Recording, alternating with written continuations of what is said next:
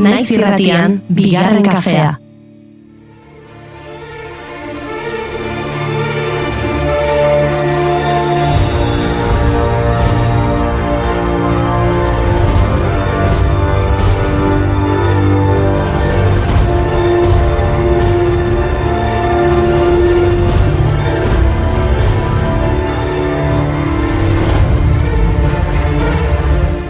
Egunon guztioi, ongietorri bigarren kafera, edo laugarren kafera. Indarrik gabe geratzen ari gara, ostegunean hasi ginen ofizialki inauteriak ospatzen, eta gelditu ere egin gabe ibili gara azken egunetan. Nekatuta gaude ez dizugu gezurrik esango. Mozorrak ere eska xamarrak jantziko ditugu gaur. Irudimenak ere baditu bere mugak. Parea, Coca-Cola eta barea. Mozorren kontu alde batera utziko dugu, bai, hartzazue deskantxo txiki batek, gero 12 berriro ere txaranga etorriko da gurera, eta gure bila, orain beste zerbait ospatu behar dugu. Bai.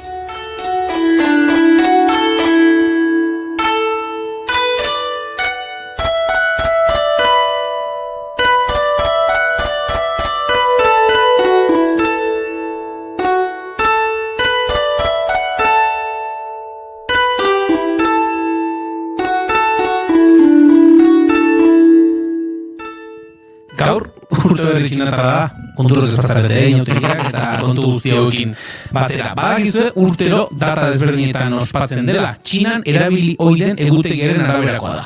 Eguzkiaren eta ilargiaren fasetan oinarrituta. Ea ondo esaten dudan, bigarren hilberrian hasten da neguko solstiziaren ondoren 15 eguneko iraupenarekin. Neguaren amaiera markatuz eta urte berri bati hasiera emanez ilargiaren egutegian. Iaz, sugearen urtea bazen, aurtengoa zaldiarena da. Txinatar kulturaren imaginarioan tradizio luzea duen animalia. Baina zer esan nahi du horrek? Astrologo batzuen arabera, gure ideiak eta interesak berritzeko datorrela zaldiaren urtea eta ekoizpen, ekintza eta mugimendu etengabearen aroa izango dela.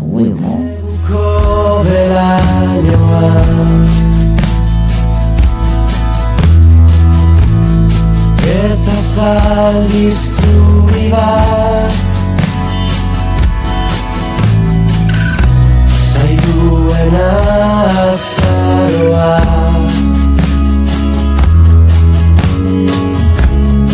harimauarekin.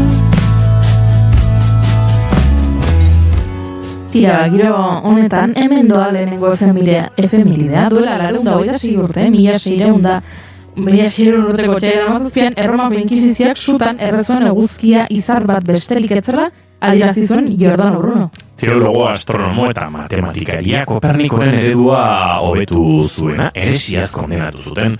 8 urtez eduki zuten espetxeratua, epaiketan antolatzen zen bitartean, Veneziako auzitegiaren behan, blasfemia, heresia eta inmoraltasuna egotzita. Baina epaiketan bere ideiei tinko utzi zien Brunok, azkenean esan bezala gaurko egunez erre egin zuten. Zuarritan izarra josten, izenak zeruan idazten, zuekin egan.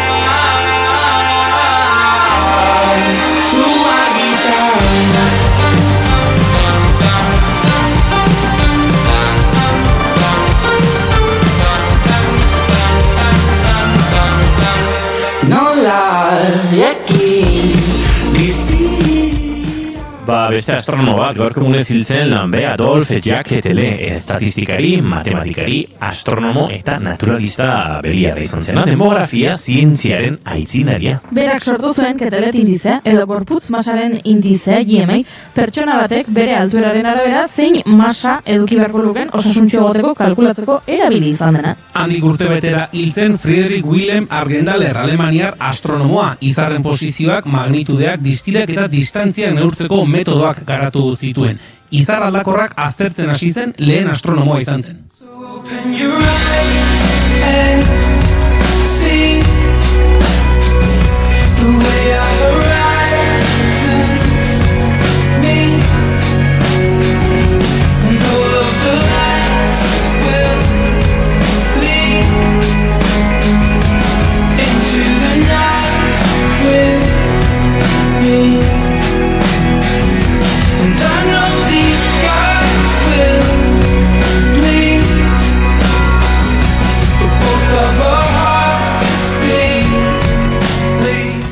Izarrei abesten dien gizon hau gaurko egun ez zen Edward Christopher Sheeran, Ed Sheeran izanaz ezagunagoa. Britainiar kantautoraren urtebetetze eguna da gaurko. 55 urtebeteko ditu. Este da oraindik. 2011an bere kasaepe bat argitaratu ostean disketxe batekin sinatu eta 2011an bere lehen disko luzea argitaratu zuen, urte hasiera eta urte amaiera baliatuta, eta sekulako arrakasta izan zuen. Bere bigarren diskoarekin abesti honenaren Grammy sari irabazi zuen. Ordutik disko ugari argitaratu ditu, eta abenduan kontatu zuen Eiek izeneko disko bat prestatzen ari dela, bera hil arte argitaratuko ez dena. Bertan, 18 urte zituenetik hiltzen den arte idatzitako hainbat abesti agertuko mendira, bere emaztea arduratuko menda argitaratzea. Zer raroa, zer Bizirik balima dago, ez da? Emaztea, bai. Zergatik. Emakumeak gehiago bizitzen garelako. Ja, ez da. Ez eta, gauza oso arraro bat iruditzen zait, gero komentatuko du.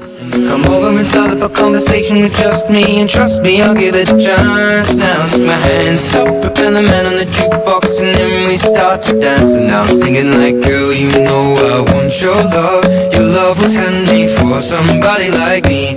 Come on now, follow my lead. I may be crazy, don't mind me. Say, boy, let's not talk too much. Grab on my waist and put that body on me. Come on now, follow my lead. Come on now, follow my lead.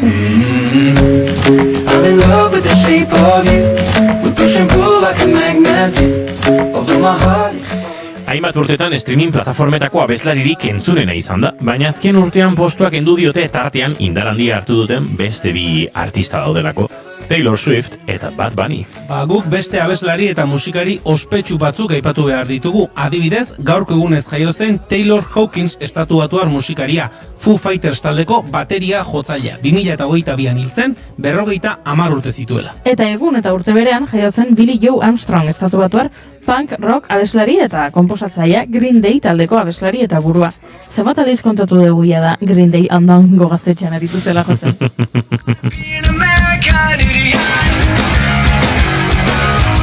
Don't want a nation under the new media. And can you hear the sound of hysteria? The subliminal mindfuck America. Welcome to a new kind of tension all across the alien mission. The days are meant to be okay. Television dreams of tomorrow. Baina guazen klasiko hauetara. Gaurko egunez zendu zen Thelonious Esper Monk 1982an. Estatu batuar jazz piano jole eta konposatzaile bat izan zen, era berean bebop jazz musika estiloaren sortzailetako bat izan zen bera. Pasaden urtean Zuribeltzeko teklak sekzio bat eskaini genion bigarren kafean, gogoan duzue. Bere musikalan ospetsuenen artean daude Epistrophe, Round Midnight, Blue Monk, Stride, No Chaser eta well, You Needn't daude. Esaten da Duke Ellington musikariaren ondoren grabaketa gehien egin zituen jazz konposatzailea izan zela, baina bueno, ñabardura txiki bat, Duke Ellingtonek 1000 konposizio ingurutik gora sortu zituen eta Monkek 70.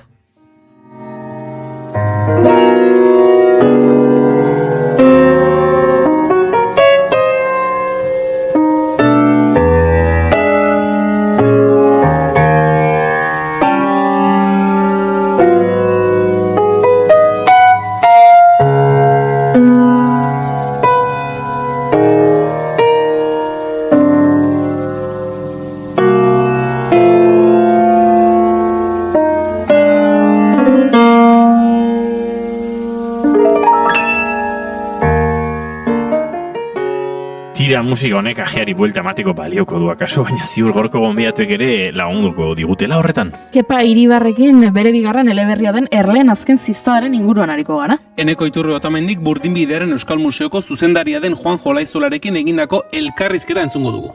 Izortza Santin Gomezekin zientziaren alorreko ertz ezberdinak jorratuko ditugu. Eta hori guztia gaurko mozorroa jantzteko une eritsi bitartean. Entzuleo, kotxaiak 17 ditu gaur eta asteartea da. Asteartita gora inauteriak ongitorri guztioi. Bigarren kafera, naiz? Irratian zarete.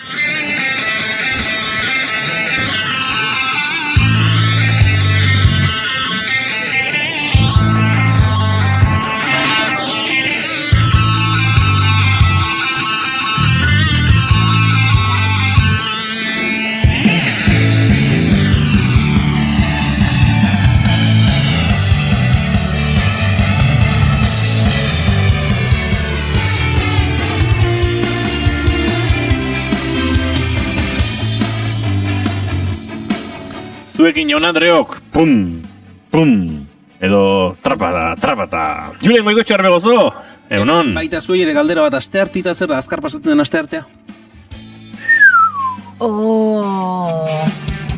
Eti guau. Eta zuekin Goiuri ez Zarandia, egunon. Izketan ari zaizuena Iñigo Asensio Elurbide eta hementxe gara. Asteartita honetan, ze esango dizugu, ajean, agian, nekea, inauterien poza, inauterien gertatzen diren eta hain pozgarriak ez direnak, denetarik, egazaten delako.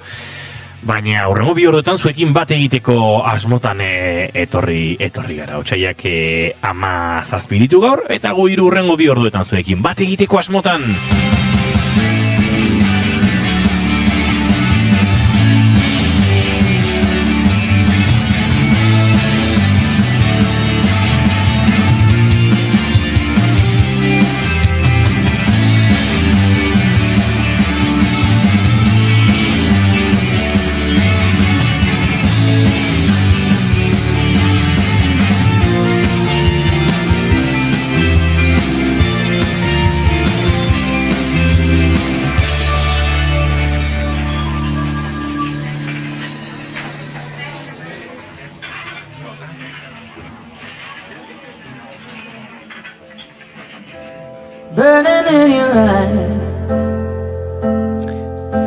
Bai, izan zuzera, besti hau, behar dut atera, pixkat inauteritako girotatik momentu batean mintzat.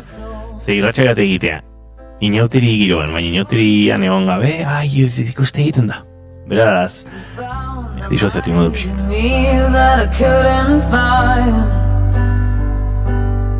So when I'm all choked up but I can't find the words. Every time we say goodbye, baby, it hurts. When the sun goes down. Julen Goikotxe Arbegozo, altzaburua abestuna etortzen bare. Lanaz euskau, Buru atxatzeko. Berez pixu asko buruk eta ja... Baita, abestuna etorrita gure eskatzeko lasko eskatzeko, Saldutako prezio matxikor. Baita, hoi patza baldin maue, ondo. Maite dut aprestaldakek.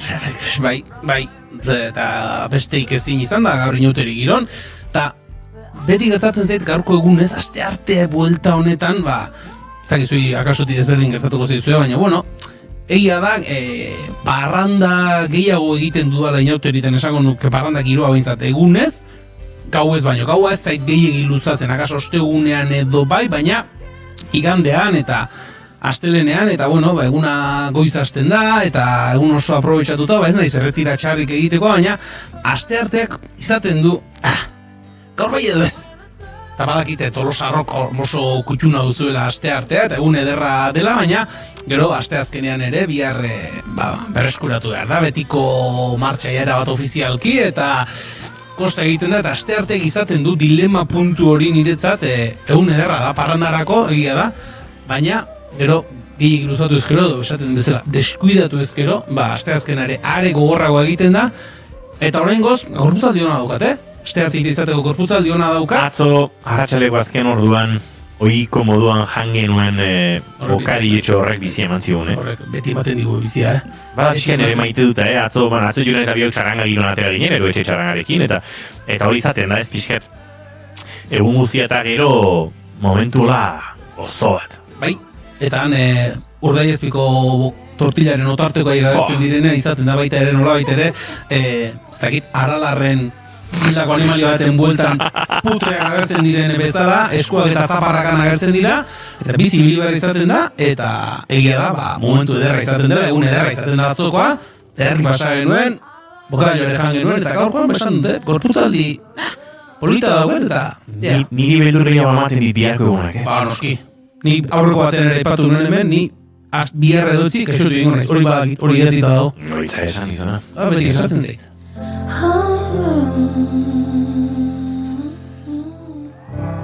Goiuri izizaren etxago dituretzeko. Zein da zure maite duta? Nere maite duta da, sinizu zuen maite duta neukala, Noski ez, maite dut ez daukat. Hasi da. Beste behin ez, begira baino, inauteri giroan doa. Inauterien aurretik hainbat elkartek, uste dut lehenengoa ikusi nuena Gasteizen izan zela, eskaera egin zuten, ez jendeari eskatuz ez mozorrotzeko txinatarrez, indioz, eta ez dakit beste hiru adibide jartzen zituzten, ez?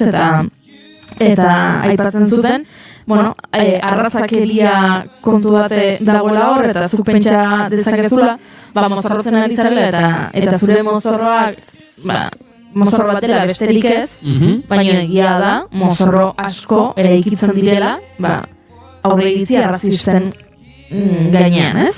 Eta hainbat elkartek, gomendio batzuk egiten zituzten, gainera, intersekzionalitatez asko dakien jendeak, eta migranteekin lan egiten duen jendeak, eta benetan zertaz ari den dakien jendeak egindako gomendioak dira, ez?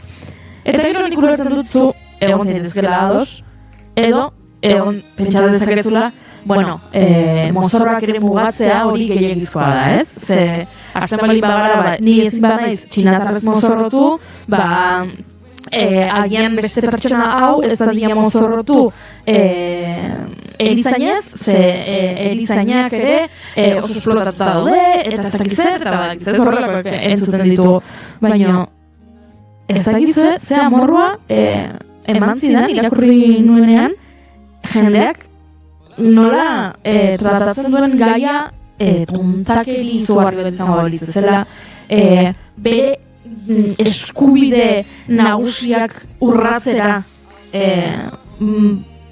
badatoz edo bagidoazen bezala, eta segurako amorroa sentitu nuen zeiruditzen zait festa dela eta mozorrotzea guztiontzat dela divertigarria, iruditzen zait agian zuetzarela konturatzen ari zure mozorroarekin, agian baita ere zapalkuntza bat edatzen ari zarela, eta zapalkuntza bat babesten ari zarela, ez? Eta esaten dizunean pertsona beltz batek, mesedez, ez mozorrotu, Afrikarretaz, gainera Afrikara, ez? Kontinente osoa dena zaguberean. Ez mozorrotu Afrikarretaz, zer gainera mozorrotzen zaren Afrikarretaz, zure mozorra izaten da. Aurpegia margotzen duzu, beltzez? Gezurretazko Espainia erraldoiak jartzen dituzu, eta kojin bat sartzen duzu gonazpian ipurdi erraldoi bat egiteko. Eta hori da zure Afrikar mozorroa. Eta gero nik nire egunerokotasunean bizi behar dut nire beltztasuna, eta nire beltztasunak zuekiko sortzen duenarekin bizi behar naiz. Eta ondoriorekin bizi behar naiz. Pertsona beltz batek hori esaten badizu, agian zuk egin behar duzuna da entzun. Eta hausnartu. Eta gero agian ez duzu jarramokonik egingo eta jarrituko zu mozorroarekin. Baina ez iraindu pertsona hori esanez, ze tontakirikin zatozen nire gana, ez da? Erabat, hori da puntua. Osa, ze uste dutenak ibiliko garela puntu batean edo bestean, ez da egit, beste etnia, talde, edo izaki, ofenditzeko edo behintzat oso eroso ez sentiarazteko mugan, eta ados, gerta daiteke hau. Baina norbaiteko esaten dizunean, behintzat, onartu, agian gaizkiari garela eta ez, erabat kontrako jarrera hartu eta, agian ez duzu lortuko ideia hau zure buruan barrenatzea kolpetik, baina ez duzu kontrako jarrera hartu. Eta hor, badaukago reakzio zuzenerako txip bat implantatuta denok orokorrean uste dut, hau asko agartzen da feminismoarekin gizonezkoetan esaterako, lehenengo joera da, sexatzatuak zareten eta gauza hauek ez, nire gertatzen zait beste gizonezkoa gauzatuko azaltzerakoan, pentsa ez zui, ze gertatzen. Eta horrekin nire uste antzeko gaia dela, agizarete. Asko ikasi daiteke, asko ikasi daiteke, duela urte asko, duela ia 20 urte, ez beste, baina duela urte asko, gure lagun artean proposatu genuen, telebistan bazegoen horrelako saio bat, aterako ginela mozorrotuta nerabe aurdunez, ez? Bazegoen telebistan programa bat, embarazada a los 16, edo horrelako zerbait, eta mozorrotuko gara gu beraiek bezala, ze gaina telebista saio horretan agertzen zirenak bazeukaten oso estilo markatu bat, ez? Txoniak ziren jantzkeran, eta mozorrotuko gara txoniaz, eta gezurtazko triparekin, eta izango gara, gure mozorro izango da embarazada a los 16. Eta ideia horrekin ari ginela, gure inguruko gurasoatek esan zigun, berak lana egiten zuela Donostin osasun mentaleko zentro batean, eta nerabaikin zentro batean, eta berari oso gogorra egiten zitzaiola, gu ikustea horrela mozorrotuta, ze berak bere egunerokotasunean tratatzen zuen, batean 15 urterekin aurdunan agertzen ziren neska gazteekin, ez? Zer gainera normalean 15 urterekin aurdu geratzen zarenean ez da izaten ama izan nahi duzulako. Gertatu da nahi gabe, gertatu da bortxaketa baten ondorioz, gertatu da berandu hartu zarata eta ia berandu egi da abortu bat eskatzeko. Eta oso konbertsazio interesgarria ateratzen horretatik guk mozorro gisa planteatzen genuena, pertsona honentzat, zan gogorra, zerbait gogorra, eta etzan zerbait divertigarria, etzan barragarria, etzan alaia, eta asko ikasi genuen. Bai, zalantzarik gabe, uste dut jarrera korrek izan behar duela, eta oso kontrako jarrera hartzen dugula beti, eta... Tira, bai, nik pixket, bokadioaren giroan, horrela zerela, eta bai, ez dakite, Iruñako Sanferminetan ere, Iruñarrek edo Naparrek, San Fermin zalek, orokorrean, Euskal Herriko San Fermin zalek, momentikoa, aipatzen dut, nik uste inoterik ere badutela, puntu hori ez, momentiko horiek. Nik irabat maite dut goizeko lehen orduan atzo, txarnarekin atera aurretik, soziadera joan, xolomoa tomatetan, plop da bilen hortan, borborra bilen hortan, bokaio batez, 3 edo 4, ze goxi iristen naiz, horrek ari batean Juanito, soziadeko sukadari sozio mitikoetako baten, arreta piztu egun honetatik bariño berezia dira, ez honek katean jakorra, ez? Eta handenak elkarri pintatzen eta ajea ere, ez dakit guk korpia pintatzen dugu paiazuz, ero etxe jartzen dugu horra pegian, eta soziada horrelako da. Eta paiazuz pintatzio horretan ere, niri pinturak aurpegitik igarotze horretan ere plaza ematen dit. Ajeak ere laguntzen du. Pinturak ostasun hori izatea, ajearen egin hor eskertzen zu bai. Eta olako momentu horietan ikustu dut hartzen dugula, ez da inoterik hartzen dutela poso edo zentzu bat, bazkaltzeko momentu hori aipatzen duan ez arratsaleko azken orduko ez da gitu horreazpiko tortilla bokadi hori, denak dauka zerbait eta egia esan nik horrelako momentutxuak maite ditut. Eta gaur ere badakit asko gozatuko dudala, baduelako asteartek ere, pixkat kalea kutsago, ez da igandiko, ez da eromen hori, eta eraberean, goxo bizieteke. Beraz, momentutxo ere maite dut. Troika kantuarekin, gure txarangarekin, gure txarangak, Garat estudioan duen norte batzuk grabatu zuen kantu eta diskonekin, egingo ditu hurrengo minutxoak entzutxoak.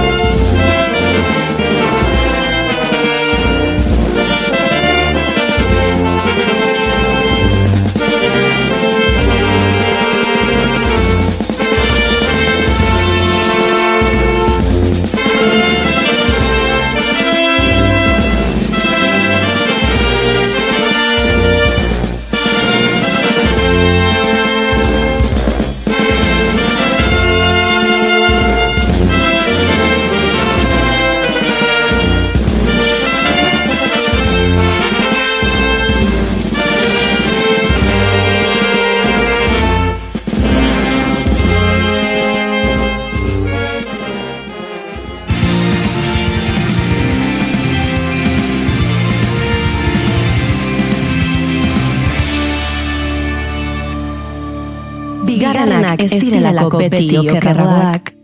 Bigarren kafea.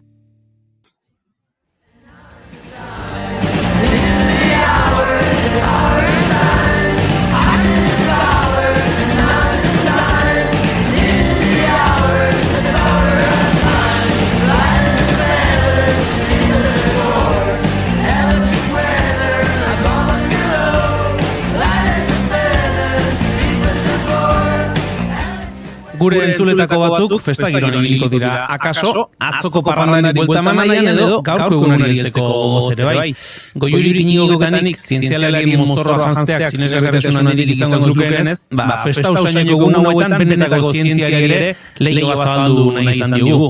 Izortze Santin Euskal Herriko Unibertsitateko doktorea prest daukagu gorko klaserako eta emakume zientzialariak zenbakietan txostena Espainia galdu duen elgorrik gabeko herrialde izendapena eta pankreako minbiziaren balizko sendabide bat izango ditugu izpide. Izortze Santin Gomez, egunon? Kaixo, egunon hori. Zer moduz gara?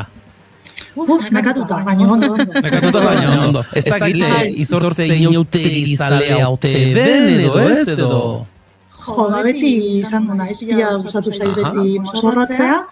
Jo, baina azken aldean ez dauka denbora gehiagi mozorrotan pentsatzeko. Eta beti gabintza familiakoak hor bueltak ematen azkenengo momentuan eta edozein bultara ateratzen gara kalera esan.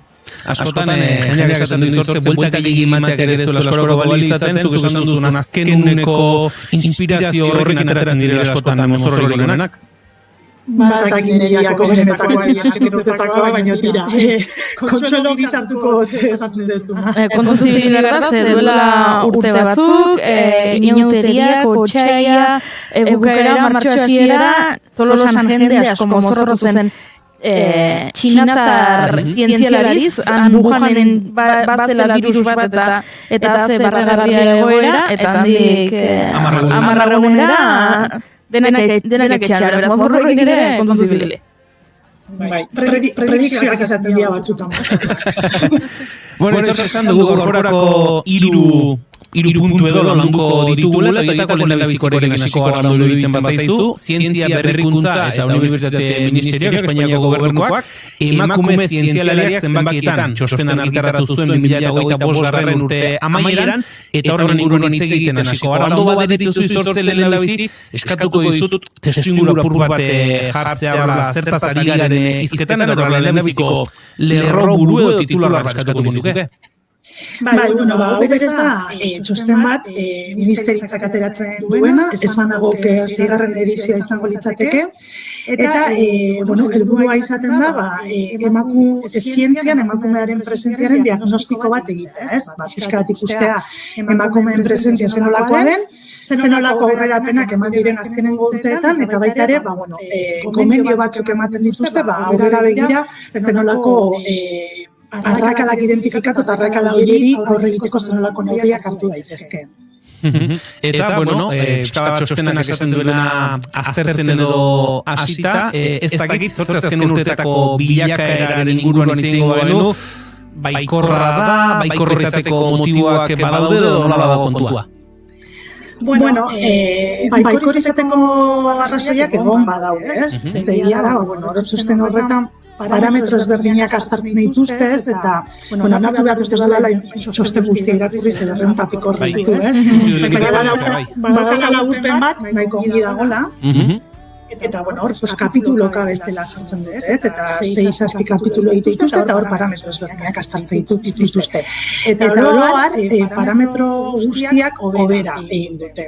Hala eta guztiz ere, oraindik ere, esan daiteke zientzian berdintasuna dagoela gizon eta emakumeen artean? Ez, realitatea da, zetz. Nino arrakala handia dago, hor neurtzen diren parametro ezberdinetan, ez? Orduan, positiboki baloratu dezakegu horrerapenak, baina oraindik ere lan handia daukagula egiteko ikus daiteke txostenean. Aztertzen den puntuetako bat bokazioarena da, izortze ez dakit gerora zientziaren alorrean emakume zientzialariak izateko, lehendabizikoa bokazio izatea da ez, eta horretara bideratzea da, eta hor ikusten da, 154tik 157 igoera bat izan dela bokazioaren ikuspuntutik, okerrez banago gutxi horrela 10 urteko tarte horretan, ez dakit horren inguruan ze balorazio liteken. ez dut uste bokazioan egondan mendioa oso esanguratsua denik, ez? Eta nik uste dut egonten igoera hori bai aditzera ematen duela, ez, azkenengo urteetan egin den lanketa, ez?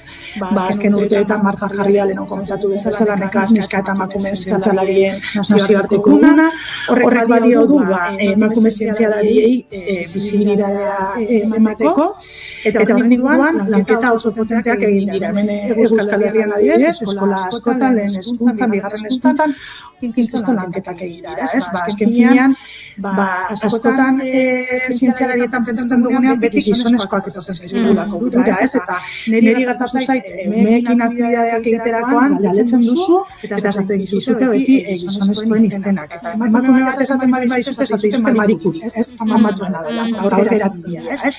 Eta azkenengo urteetan, unitate didaktikoak garatu dira, eta horren inguruko lanketak egin dira, eta biztuz dut horren emaitzak iztuzkoak agian egin ere goizta, baina politika direla ikusten, ez? Aurrekoan kontatu nuen ezakit, hemen kontatu nuen ezakit izortze bat zegoen edo ez, ikusi nuen, foro batean, emakume batek galdetzen zuen. Ze mikrofeminismo ekintza egiten dituzue zuen egunerokotasunean, ez? Ideiak behar ditut. Horea, emakume batek galdetzen zuen, eta orduan, jendeak ideatzen zuen, batek esaten zuen, eta duela gutxi nahi alkortak ere hori esaten zigun, kaletik zoazenean, zuen emakume zara, eta kaletik zoazenean, eta mutil gazte bat datorrenean paretik, zu ez baztertu, ze bera ez da baztertuko. Eta orduan, purruste ingo duzu, baina kontua da, bera ere konturatu da dira, berak ere aukera duela mugitzeko, ez? Eta horrelako adibideak zuen, eta emakumetek parten zuen. Nire alabak uste du, osasungintzako profesional guztiak emakumeak direla, ze apropos bilatu dut bere pediatra emakume izan dadin, bere dentista emakume izan dadin, bere podologa emakume izan dadin, eta bere dermatologa ere emakume izan dadin. Eta orduan nire alabari orain arraro egiten zaio gizonezko profesional bat zentzorretan, ez? Mediku bat. Eta hori, etortzit burura guen izortzeka batzen zuenean, umei galdetzen diogunean, ez? Ze referente etortzea izien. Hori bokazioaren aldetik aipatu dugu izortze, eta hurrengo puntuetakoa bada lan arloari dagokiona, eta bokazioarenean aipatu dugu uneko 54 uneko 57 aldaketa hori edo gehikuntza hori ez dela kaso agian esanguratsuegia, lan arloari dagokionean ikusi duguna da administrazio publikoan, nolabait ere parekidetasun hori uneko 50ko kopuru horretara iristen dela, baina enpresa pribatuan eguneko 30 geratzen dela emakumearen presentzia hori bada adierazgarri xamarra. Oso interesgarria da hori, zer gainera gero egiten duzunean azterketa globala, portzentaia asko gutxiagotzen du, ez? Enpresa pribatua dauzkagun portzentaiak. Eta azken finean berdintasun politikak implementatzean ikusten asko errazagoa dela administrazio publikoan, unibertsitateetan, ikerketa zentru publikoetan, enpresa pribatuetan baino nor kontseilu badagon eta haiek erabakitzen dute zenolako politikak implementan, ez? Kuriosa da, datua, nik uste dut horre neurriak hartu daitezkela publikotasunetik, instituzio publikoetatik, enpresa horieri nolabait behartzeko, berdintasunaren aldeko neurriak hartzea. Enpresa asko, diru laguntza publikoak jasotzen dituzte, agian, diru publiko horiek jasotzeko, berdintasun plan bat ekibarko lukete, ratio batzuk errespetatu beharko dituzte beraien postu gorenetan, eta abareta. Orduan ere, nik uste lanketa egin daiteke da bai. Zentzu horretan, izortzez, garbi dago, sektore publikotik eskuartze horiek egin daitezkeela, ez da egite, kaso galdera potolo egia edo da, baina kasu horretan nork izango luke esaten dena zartaginak irtenetik helduta esan edut sektore publikoak behartu dezake sektore pribatuko enpresa edo sektore pribatuko enpresek ere badituzte nolabait ere tresnak, administrazio publikoa nolabait ere geldiarazteko eta esateko polikiz guk hemen ere gure nahi egin dezakegu. Nola ikusten da eztabaida hori? komplexua da, ez? Eta ez daukat erantzun bat, horiak esan behar dizut. Deno dakigu zer den sektore pribatua eta nolako poterea dakan, ez? Eta horrela, beste dozein arlotan bezala, suposatzen dut presioak egin ditzazkela honetan ere.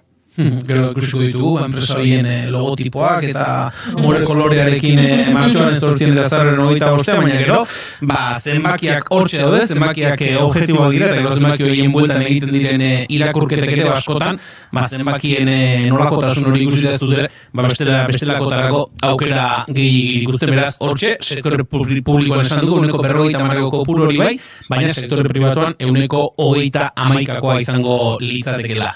Hirugarren kapitulu bat izortzen nolabait ere, ikerketari dagokion, ikerketa karrera delako hori, eta gero, postu garrantzitsua edo goiko postuetako presentzia hori, eta horre, zenbakiek bere kasa hitz egiten dute, esaten dena, ikerketa honetan markatu, esaten dena da, goiko postuetara iristeko kasu horietan, zenbatekoa edo portzentaia jeitsi egin dela azken 5 urteetan, emakumeak goiko postuetara iristea jeitsi egin dela azken 5 urteetan. Bai, hori komentatzen da, eta, ez dakit jeitsi da, baina ez dakit ere zangarria hauten, ez? Hemen berri ere ikusten duguna da, artasi grafikoa ditzen duguna, ez? Ibide zientifiko da akademikoaren hasieran, emakumeak askotan gizonak baino gehiago izaten dira, ez? Baina ibide akademiko eta zientifiko horretan aurrera egin ahala, grafikoak artasi forma hartzen du, eta orduan, gizonezkoak iristen dira postu horretara, eta emakumeak ez? Egia da, horakala gutxiagotu egin dela, baina oraindik ere berdintasuna ez dago dik inora, ez? Eta niri atentzioa deitu didana izan da, esaten dutela, murrizpen hori horrela jarraitu ezkero, 15 urteetan berdintasuna lortuko da, ez? Postu goren horietan. Baina gero dago datu bat, niri piztia eta rituliana, ez? Eta da, arlo feminizatuenetan ez dela horrela izango. Hau da, adibidez, naturzientzia da arlo bat nahiko feminizatu. Hor esan dute, postu gorenetan berdintasunara iristeko 25 urteko estimazioa egiten dute, 15 izan beharrean, eta osasun zientzietan 55 urtetakoa. Eta horrek, ez dakit benetan zen olako irakurketa egin, ez? Hori bai dela kuriosoa. Pila bat ari dira lanean, baina postu horietara iristeko askoz denbora gehiago pasa beharko du beste arlo batzuetan baino. Eta kuriosoa iruditu zait. Argi dagoena da izortze, datuak erakusten dutela, alor batzuetan behintzat, ari dela egoerak joan beharko luken bideo hietarako bidea egiten, ez eta oraindik ere urruti dagoen, garbi dagoena da, aldeko joera erakusten duten datu horiek oraindik ere asko hobetu behar direla eta zentzu horretan asko ari dela egiten, baina oraindik ere asko dagoela egiteko alde guztietatik. Argi bai, eta, pizkat nahi baduzu hori bat ematearen, hartu alko genituzke hor txostenean bertan ematen diren gomendioak. Eta gomendioak azkenean ez dialat, eske badakigu zein formula, esan nahi dut. Eta oso modu orokorrean ematen dira gomendioak, ez? Egin behar dena da, berdintasunaren aldeko politika implementatu bai, eta goiurik lehen aipatu duenaren bidean, referentziak bilatu emakumezkoetan, eta pedagogia egin txikienekin, azken finean txikien nagusiak izaterakoan, barnera eta izateko benetan, garrantzitsua dela zientzia, eta beste arlo guztietan, ematen eta gizonezkoen arteko berdintasuna dira. Eta egon adi, trampa edo ziria sartu nahi digutenean, ze askotan horrelako datuetan irakurtzen dugu, eta lehenengo irakurtaldi batean esaten duzu, posteko ze arrazoia ez, postu egingo gara, emakume gehiago aurten, ez dakit ze zientzia jardunaldian, baina gero ikusten duzu zientzia jardunaldi horren antolakuntzan, ez dagoela emakume bakar bat ere, eta batzutan, badago hemen, hori lehen Julenek aipatzen zuen baita kolore morea martxoaren 8an logoan, eta horrelako trampatxoak egiten dizkigute, eta horrere, beti dauzkagu jantzita, baina eta horreko morekin adi begiratu, ze Joko olimpikoetan gertatzen da, ez? Orain ere bolo-bolo, eskia, snowa, gero udarako joko olimpikoak Pariseko jokoetan saldu ziguten joko feministenak zirela, ez? Ze partaideen kirolarien 50% emakumea zen eta 50% gizonezkoa. Baina gero joko olimpikoak antolatzen dituen erakundearen, Komite Olimpiko Internazional edo horretan, emakumeen presentzia anekdotikoa zen. Beraz, bai gero kirolariak hor pistan emakume gehiago daude joko olimpiko edizio honetan, baina erabakiak ez zituzte emakume hartu eta hori ere, merezi du begirada kritiko bat horrek ere. Zalantz izpirik gabeko hori horre esaten dena alfombrari astin handi bat eman beharra dago, hor alfombrazpian dagoen jende mordoa paretik endu behar da, eta hori egiten jarraitu beharra dago, zalantza izpirik gabe. Izortze ondo iruditzen baldin bazaizu, bigarren puntura pasako gara, eta emango dugu horra nolabaiteko lerroburu, ez da sentsazionalista edo moduko horietako bat. Munduko Osasun Erakundeak Espainiari elgorririk gabeko herrialde izendapena kendu dio. Ez dakit, lehen aritu gara, duela 6 bat urte gertatu zenaren inguruan, txinatar birusari parrez aregin inauterita eta gero handik 10 egunera etxean sartu gintuzten. Orain ere larritu behar dugu, kezkatu behar dugu, lerroburu honekin? Ez gara kezkatu behar, baina, uste jarraitu beharreko kontua dela, ez? Bederatzi urte iraundu du Estatu Espainiarra elgorriko herrialde gisa. Txertak eta estaldura elgorriaren kontrakoa oso altua da Estatu Espainiarrean, baita Euskal Herrian osoa da, 90-korakoa, eta horrek bai du azken urtean oso kasu gutxi egon, ez? Baina datu batzuk ematearen, ze uste dut oso zangarriak diela, Estatu Espainiarrean 2023 urtean 7 kasu detektatu ziren. 2024an 227. Eta 2025an 387. Ikusi hor tendentzia oso negatiboa izan da, ez? Eta orduan horrek eraman du osasun erakundeari, izendapen hori kentzea, ez? Larritu ez, baina kontrolatu beharreko zerbait bada, bai? Askotan elgorrian prestatzen dugunean, esaten dugu, zukar pixka bat, esan tema, azalean, ez da larria. Eta orokorrean ez da larria izaten. Ez bazara persona larria, ez bazara ume txiki bat, edo ez bazara haugun dagoen emakume bat, bai? Eta zaugarria izanik, larriagoa izan daiteke. Baina badaude kasuak zeinetan komplikazioak dauden. Eta elgorriak eragin dezake belarrietako infekzioa, gero horrek arazoak portasuna eragin dezake, gerora, encefalitiza, pneumoniak eragin dezake, eta ez da jende izurren, ez, baina batzutan hiltzera daitezke pertsona batzuk elgorrian bat. Ez da ohikoena, baina gerta daiteke. Eta zer da garrantzitsuena hemen? Hori prebenitu daitekela. Orduan, arazo horiek prebenitzeko zein da modua? Badakizuten txertoen aldeko apologia egiten dela alduan lekuetan, eta daukagu txerto bat oso erabilkorra dena elgorria prebenitzeko. Orduan, geratzen diren txertatu gabeko pertsona horiek animatu txertatzea, bai?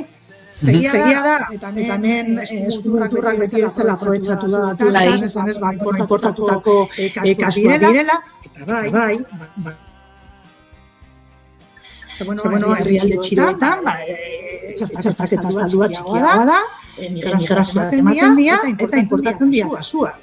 Baina Estatu Espainiarrean detektatu diren kasu asko, importatuak ez dienak, bertakoen artean emandatu, esatea, gehien bat zerratu gabeko pertsonetan dira.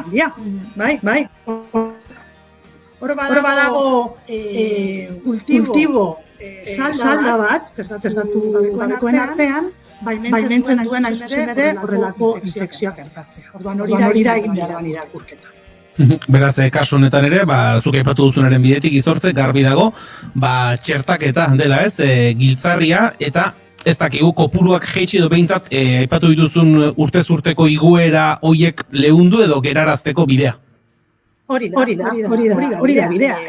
Uneko 80ko estaldura daukagu gutxi bera, helburua izango litzateke uneko 100 iristen birusari ate guztiak emosten dizkiozu, ez dago pertsonen arteko transmisiorik, eta hori da azken bidea, ez? Eta garrantzitsuena da izendapena ukitzea edo zukitzea.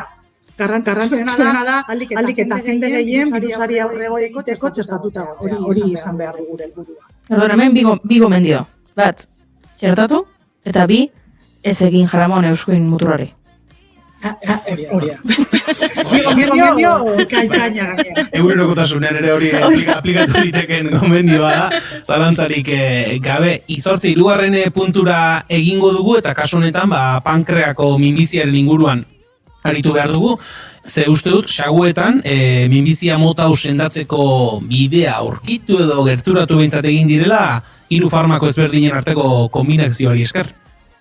Bai, eta bueno, suposatzen dut hau ikusiko zen dela eskenetan, leti guztietan agertu da, eta hemen, bueno, berez ikerketaren datuekin sartu aurretik, nahiko nuke bidali mezu bat, pixkat gauzak zientziarekin komunikatu egin behar diela. Bai, ez da berdina esatea, pankrako minbizia sendatzeko farmako aurkitu dute, edo bidea aurkitu dute, edo esatea saguetan hitza oso garrantzitsua da, minbizia sendatzeko tratamendua probatu eta eraginkorra dela ikusi du, ez? Ze bueno, azkenean gaixoak daude, espektatiba, ez dut esango faltsuak, baina espektatiba batzuk ematen zaizkie, eta bueno, ni gaur bertan irakurri dut artikulu bat, zen familiak, zeniora joan dienak, esatera daukat aita bat, ama bat, gaixo dagoena, eta nahiko nuke entsegu kliniko horretan sartzea. Eta hori da, gertatzen dena, gauzak ez direna behar bezala komunikatzen. Nik baita ere, eskertuko nuke bai komunikabidei, baita ikertzaileei ere, behar bezala komunikatzea. Pentsatzen dut hor egon dela baita finanziazio kontua, ze entzun dugu baita ere kasu hau ezagun egin dena ez, agertu zenen edabideetan, listeak bazekarren eskaera bat 30 milioi euro behar zirela ikerketarekin jarraitzeko, eta nik jende asko irakurri diot eta sare sozialetan bereziki, pertsona izan baina nola posible aldundiek jaurlaritzak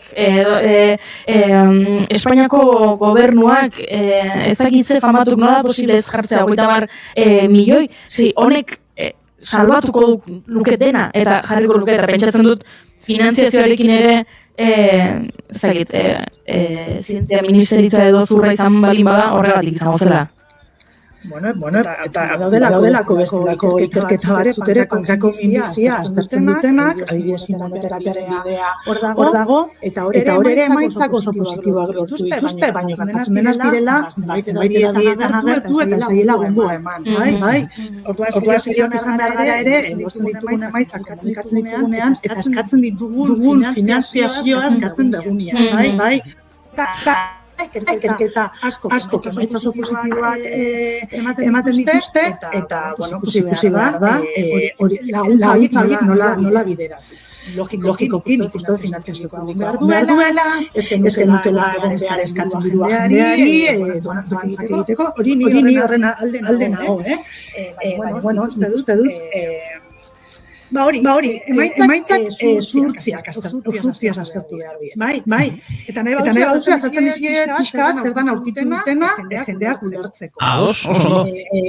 Bueno, beraiek daukate sagu eredu bat, sagu eredu hori immunodeprimitua dago, sistema imunea bezalaka, eta horietan sartzen dute gizakietatik hartutako pankrako minbizia. Bai, eta hori da beraien eredua.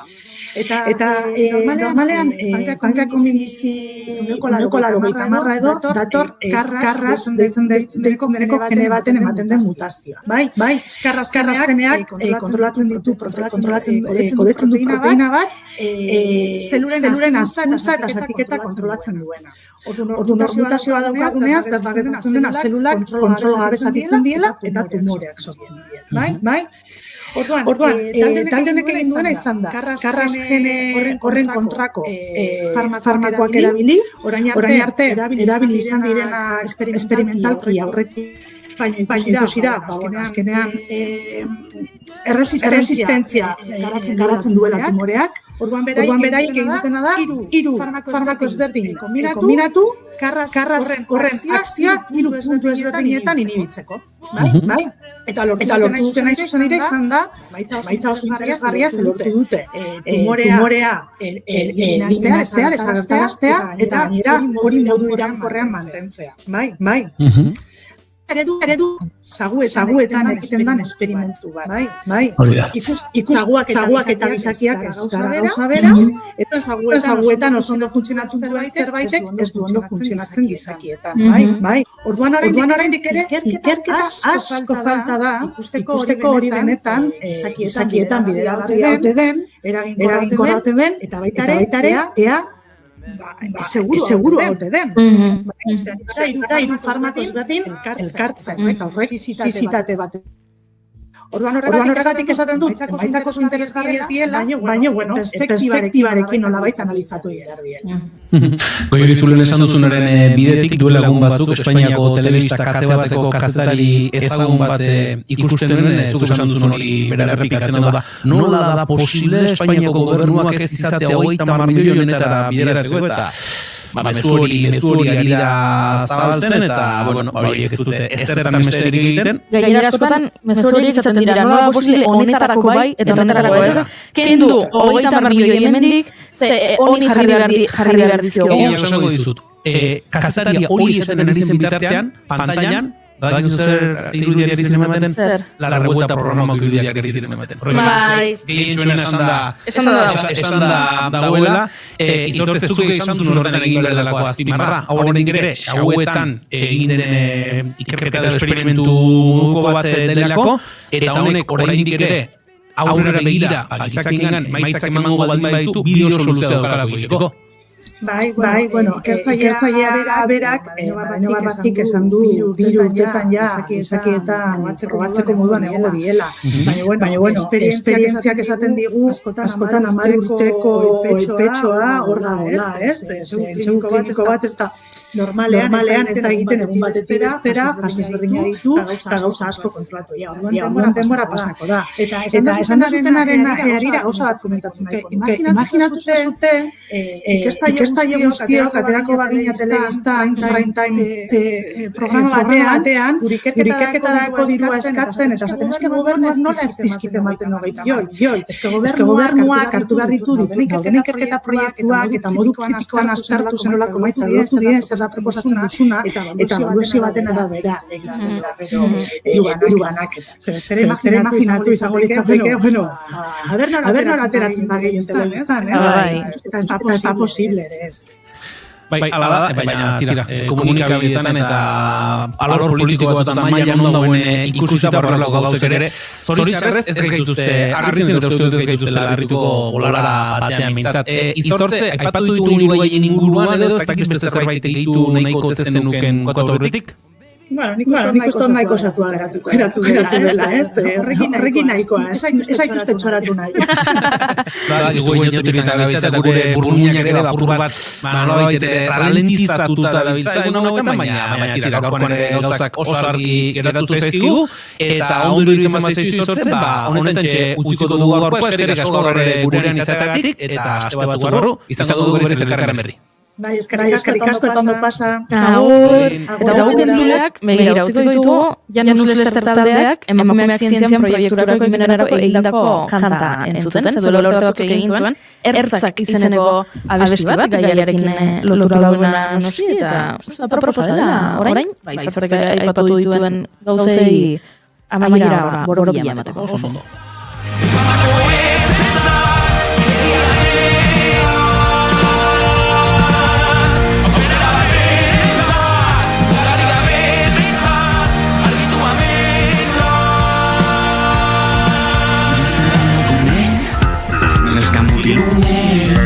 Beste bat bizigune Bat isilune Beste nutxune Zer saldurik geune eskua, egin utzi lekua, ikus senti gure naia. Agur txuntxi arrua, hau da gure papua, ikus senti gure naia. Beti esnatzeak eta argitzeak zabaltzen ditu bideak. Mugak apurtzeak da zure usteak, usteak.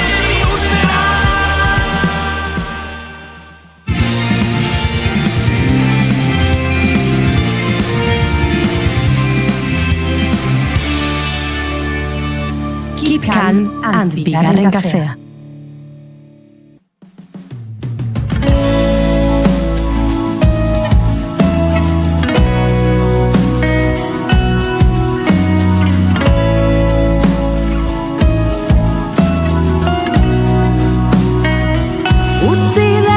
Kontatzen zederra den itzultzea, utzi dazu kontatzen. Korapiloak bata bestearen atzetik kateatzen direnari mataza bat eratu duke Pairibar Elizegik erleen azken ziztada eleberrian. Orainaren eta iraganaren arteko uztarketa bat. Misterioa, atzera kontaketa, 72 ordu eleberrian bere sinadura utzi zuen idazleak eta oraingo honetan esentzia mantendu den arren beste dimentsio batera eraman du kontakizuna. Hori bai, Getaria inguruak dotore asko erakutsi eta deskribatu dizkigu orain ere, naiz eta hemendik aurrera kaso, liburua irakurri eta Getaria inguruko txakoleindigi eta masti inguruetan pasieran dabilenak ingurura gehiago begiratzeko joera izango duen badazpada ere. Bigarren lan honen inguruan aritzeko, gonbidatu dugu egile bera bigarren kafera. Kepa Pairibar Elizegi, egun honetan ongi etorri. Egunon. Zer moduz gara? Ba ondo, esan ondo gustora. Bueno, Kepa, laster sartuko gara liburuan, baina gonbidatu guztiei galdera batzuk egiten dizkigu hasieran. Aurrekoan izan zinenan ez du guste galdera hauek egin genizkizunik, geroko kontuak dira, eta galdera horiek Oiurik egingo dizkizu. Hau ondo. Bida, nik egingo dituz bi galdera eta zuk aukeratu egin behar duzu bietako bat. Vale. Gu konformatzen gara bakarrarekin. Lehenengo galdera da. Irudikatu orain etortzen dela zinema zuzendari bat eta esaten dizu, zure bizitzari buruzko pelikula egingo dut, baina ezin dut kontatu jaio zinenetik orain artekoa. Konta ezaket soilik zure bizitzako etapa zehatz bat. Etapa hori izan daiteke laburragoa, luzixegoa, baina etapa zehatz bat. Galdera da, ea ze etapa aukeratuko zenuken, gero pelikula batean islatuta ikusteko. Hori galderetako bat. Eta bigarren galdera laburragoa da, ea nola irudikatzen duzun, edo nola gustatuko litzaizuken behintzat izatea zure funerala, zure hileta. Beraz, esan bezala, biak bota ditugu, pelikularena eta hiletarena, eta zuk aukeratu bietako zein erantzun. Ba, bigarren aukeratuko duzu. Ara? Ez dakit ze pelikula klase egin daiteke nire bizitzarekin edo nire bizitzaren zati batekin, ba, egin daiteke, denarekin egin daiteke, baina ez, kasi bigarren aukeratuko dut. Ez naiz jarri sekula hori pentsatzen, baina bueno, nahi nuke izatea hemendik urte desentera, hori azteko, eta, bueno, nahi nuke izatea alaia, urte asko bizi ondoren hiltzen denean bat, uste dut badela, kasik, bueno, agur esateko momentu bat, baina bizitza ospatzeko momentu bat, eriotzak gazteak eta barroia beste kontu batzuk izaten dira, baina horrela nahi nuke, hemendik urte askora eta alaia izatea, agurra, baina bizitzaren ospakizun bat. Ederra. Ba, esan da geratu da. Eta Kepa, tira pixkanaka liburuan sartzen hasiko gara, baina lehenik eta behin esan dugu bigarren lana dela, 2022ko maiatzean argitaratu zenuen 72 ordu, 3 urte inguru pasa ostean bigarren lana etorri da, 72 ordu amaitu zen hartan idazleak oraindik bazuen idazten jarritzeko gose hori edo egin duzu tartetxo bat ez dakit atxeden hartzeko edo? Atxeden handirik ez, egia esan, 72 ordu aurrenekoa zen, zeuek aipatu duzu emezela, eta aurrenekoak izaten duen dena nobedade horrekin, ez da, dena zen berria niretzat. Eta ondorio zen nuen bukatu ez nekatuta, ez gogaituta, eta ez antzeko ezer. Eta tarte handirik genuen hartu, maiatzean argitaratu zen, eta behin zurrunbilo hura guztia bukatu zenean, nik udara bukaeran edo hasi nintzen, ze lehenengoa etorri zen apur bat kasualitatez bezala orduan azaldu nuen, ez? Historioa etorri zitzaidan, Elkanoren mundu biraren 500. urteurrena zela eta, baina kasik bera etorri zitzaidan, ez nintzen ni joan bila. Eta bigarren honetan, hala izan da, ez da? 2022ko udara amaiera alde horretara, pentsatu nuen, gustatu zait, prozesu guztia, eta berriro bizi nahi dut. Beraz, orain, istorio bat behar dut, orain ninoa istorio horren bila. Beraz, maiatzean argitaratu eta udara amaieran edo ja bilaka hasi nintzen. Esan duzu, lehendabiziko historia ura nolabait hortzegoen zerbait zela, ez lehorreratzearen bueltako ura, bigarren honetan bila joan zara, eta urrats bat gora ere egin duzu, esan dut historia bakarra bilatu beharrean, bat baino gehiago uztartu dituzu. Hori bada ausardia izatea? Bueno, bilak aritu nintzen horretan gai ezberdinak ikusi nintuelako, eta gero gai horiek josterako orduan, kakotxarteko erokeria etorri zitzaidalako burura, ezta? Eta bila joan nintzen horretan, komunikabidetan eta albisteak ikusiz eta ikusi nituen 3 gai nagusi, bata zen, gerra, ezta? Gerra, Errusiak Ukraina baditu zuen eta hor ikusi nuen gai nagusi bat gerra, gero migranten egoera etorri zitzaidan burura, bidasoan itotako 7 migrante, oraindik berri horiek bazabiltzan komunikabidetan, eta beraz, migrantek bizi duten egoera gogor hori ere bai, eta gero hauteskundeak batean eta bestean, eta ultraeskuina gora ikusten nuen. Beraz, 3 gai horiek hartu nituen, gerra, migranteen egoera hori, eta ultraeskuinaren gorakada. Eta horrekin abiatu nintzen, ea zerbait osatzen dudan. Eta, Erleen azken ziztada osatu nuen, 3 gai horiekin, tamalez argitaratu den denbora pasada ez da argitaratzera, baina 3 gai horiek hor jarraitzen dute, eta esango nuke lehen baino okerrago, beraz. Liburua bera, hitzaurre batekin hasten da, esan, nolabait esateko ez dakit, spoiler gehi egiten badu esan, uneren batean moztu behar bada, moztuko dugu, baina hasiera xamarrean, argi ikusten du, irakurleak ikusten du, saltoka biliko garela liburuan zehar hitzaurre horretan ageri dira, ez 1944ko bidasoako ontzi batean, txalupa batean muga zeharkatze horiek, berehala gatoz gaur egungo Getariara gatoz, eta hor pertsonaietako baten, osaba baten historiaren bidetik jartzen gara arian, nolabait esateko, berehala jartzen gaituzu, dantzan bi historien artean. Bai, pentsatu nuen, batetik, berehala nahi nuela, mahai gainean jarri zer jorratuko nuen gero liburuan, ezta? Eta batetik zeuk esan bezala, demoran atzera eta aurrera dabilen ez historioa, atzean hasten da, legia 44ko kontu batekin hasten da, eta hor ja ikusten dugu gaietako bat, ezta? Gerra ikusten da hor, eta gero berehala salto gaur egunera, eta Getarian, migrante baten, baiketarekin hasten da, eta hori ere nahi nuen, ezta, berehala izatea gertaera bortitz bat. Eta ja horrekin abiatzea novela. 72 orduk bere erritmoa zeukan. Eta zen atzera kontaketa baten erritmoa. Beraz, azten zen makalago eta gero hartzen zuen abiadura, ezta? Eta oraingoan nahi nuen aurreneko kolpetik, irakurleak gertaera bortitz hori jasotzea, eta hortik ja abiatzea, kasuaren argiketarekin azken finean, novela poliziako bada, eta zerbait argitu behar dago. Esan duzu hasieran, komunikabidetan 2022 buelta hartan ikusitako albiste batzuk izan zirela nolabait ere, txinparte edo piztu zutenak, gerra aipatu duzu, Ukrainako gerra hori aipatu duzu, kasu honetan atzera egin, bigarren mundu gerrara joan, eta hor, Erleen figura hori sortu zu, ez dakit, dokumentatu zarenetik sortutako zerbait izan da, edo bazenuen buruan horrelako zerbait sortzean, nondik atera zitzizun Erleena? Batetik, etorri zitzaidan bigarren mundu gerrarena ia berehala, aipatu ditut 3 gaiak, ez? Gerra eta ultraeskuina 3 gai horien arteko bi horiek bat egiten zuten niretzat bigarren mundu gerran naziekin, ezta? Eta orduan pentsatu nuen, polita litzateke naziak agertzen diren historio bat kontatzea. Horretarako, atzera joan beharra daukat, nazi kontuak aipatzeko, eta bigarren mundu gerrara noa. Eta gauzak horrela kateatzen joaten dira, ezta? Eta bigarren mundu gerra etorri zitzaidan burura, eta ia berehala eskenatoki etorri zitzaidan.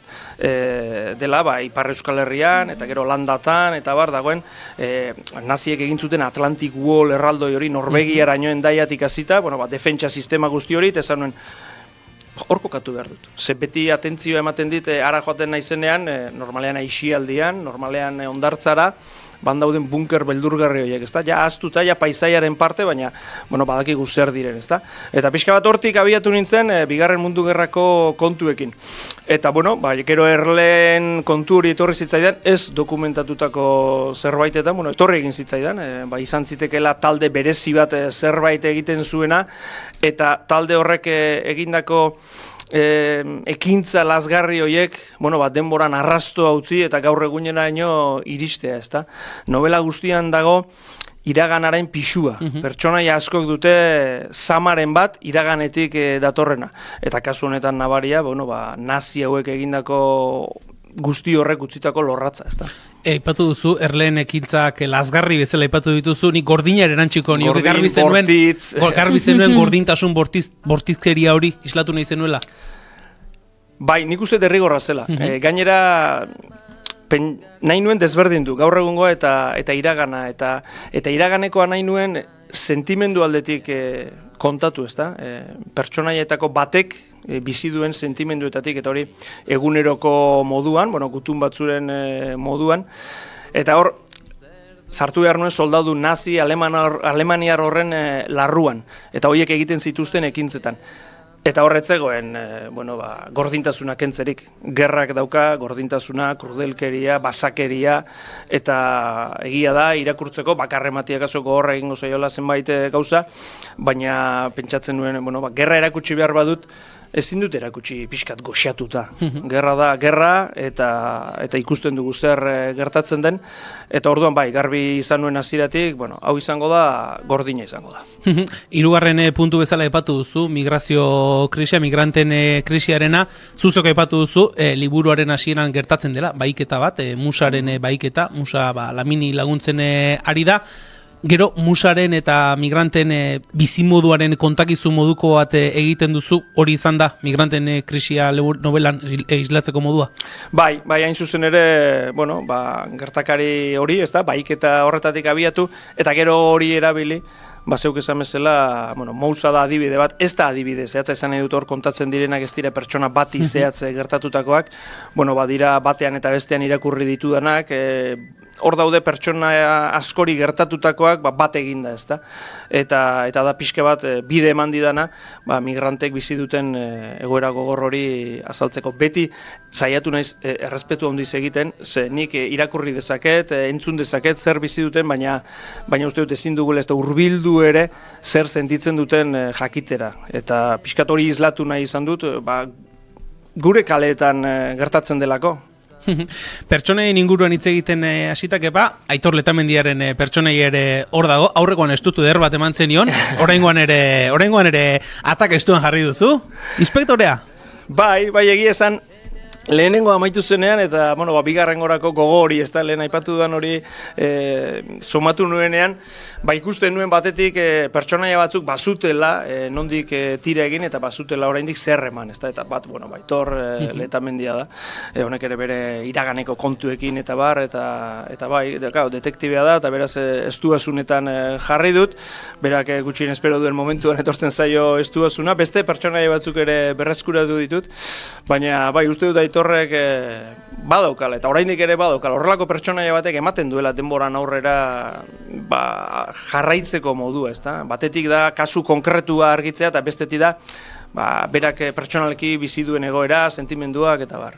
Argi zenuen nortzuk jarraituko zuten, aurreko 72 ordutik nortzuk izango ziren jarraituko zutenak? Hasi nintzenean historia osatzen, bai argi nuekoan Aitorre jarraituko zuela, gero Idoia bere laguna ere agertzen da, lehenengo novelan pixu gehiago dauka Idoiak oraingoa baino, eta argi neukan Edurne Rodriguezena, ikusten nuelako, behar nuela batetik, nahi nuelako behintzat, bat ikerketaren zati bat detektibeak eramatea, ez ofiziala esan dezagun, eta gero ertzaintzaren ikerketa ofiziala, ez da erabat ofiziala, baina, polizia bat behar nuela, ez da, hor, polizien kontuak eta kontatzeko.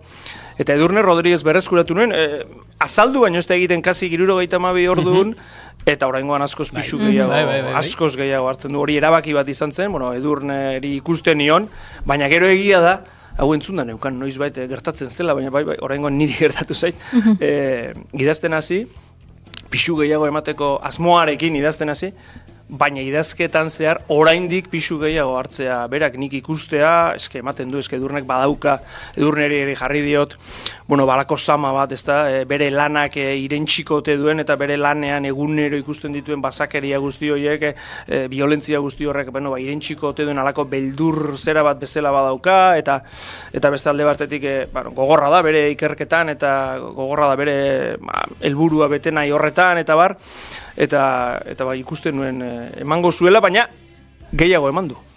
Hasieran esan dugu, historia korapilatzea, gustatzen zaizun zerbait dela esan daitekela, pertsonaiak sortzea, erraz sortzen dituzu, pertsonaiak argi ikusten dituzu. Gehiago gustatzen zait. Errazago egiten dut istorio bat sortu, korapilatu, eta gero hori askatzen saiatu, pertsonaietan sakontzea baino. Ahalegindu naiz, eta uste dut lehenengoa baino sakonago daudela hemen, baina gehiago kostatzen den zerbait da, niri behintzat.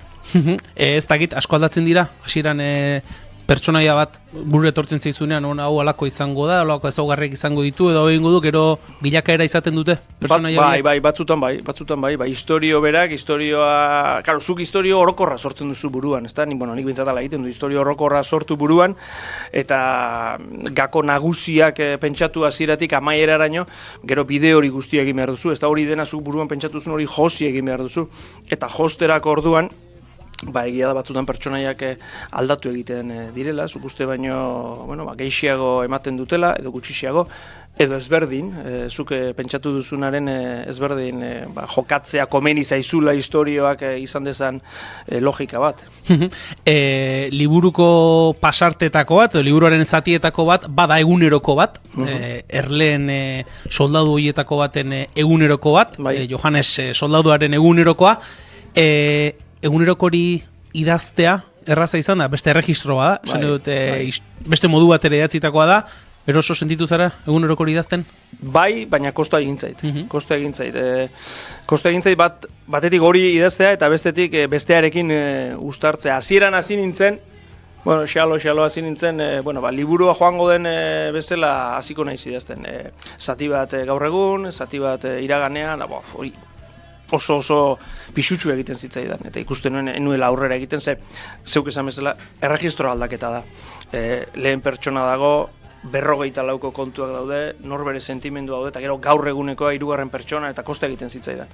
Eta azkenen erabaki nuen, egitea, idatziko dute eguneroko dena, hasieratik bukaeraraino, eta gero joango naiz txertatzen, beste idazten dudanean. Eta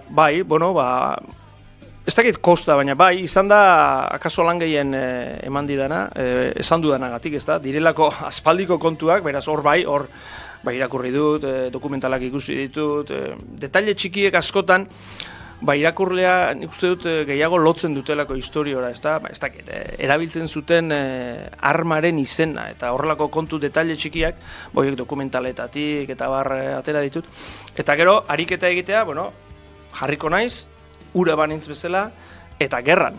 Gerra batean zer sentitzen den, eta gainera bilakaera badago, garapen badago, ez da berdina lehen idatzietan sentitzen duena, pentsatzen duena, eta azkenengoetan sentitzen duena eta pentsatzen duena. Beraz, izan da ariketa interesgarria eta aberazgarria. Pertsonaia horre gaineraz nolabait ere, aurre zaman moduko bat ere badara maz, nolabait esategatik, lagunari jarraika edo lagunari ez esategatik joan zen, gudara? Erdi derrigortuta. Doa Bigarren Mundu Gerra horretara, erdi derrigortuta, etxean ala esan diotelako, laguna duelako, joan nahi duen bat, ark joan nahi du, eta erdi derrigortuta doa, badoa baita ere arrotasun puntu batekin, nire aberria, Alemania lagunduko dut, eta bar, baina erdi derrigortuta doa, eta gero gaineran aurkitzen duena, gerran aurkitzen duena, ez da akaso berak espero duena, eta horrek guztiak eragiten dio batetik gatazka bat, barne gatazka bat, eta gero kanpoko gatazka bat lagunarekin eragiten dio baita ere.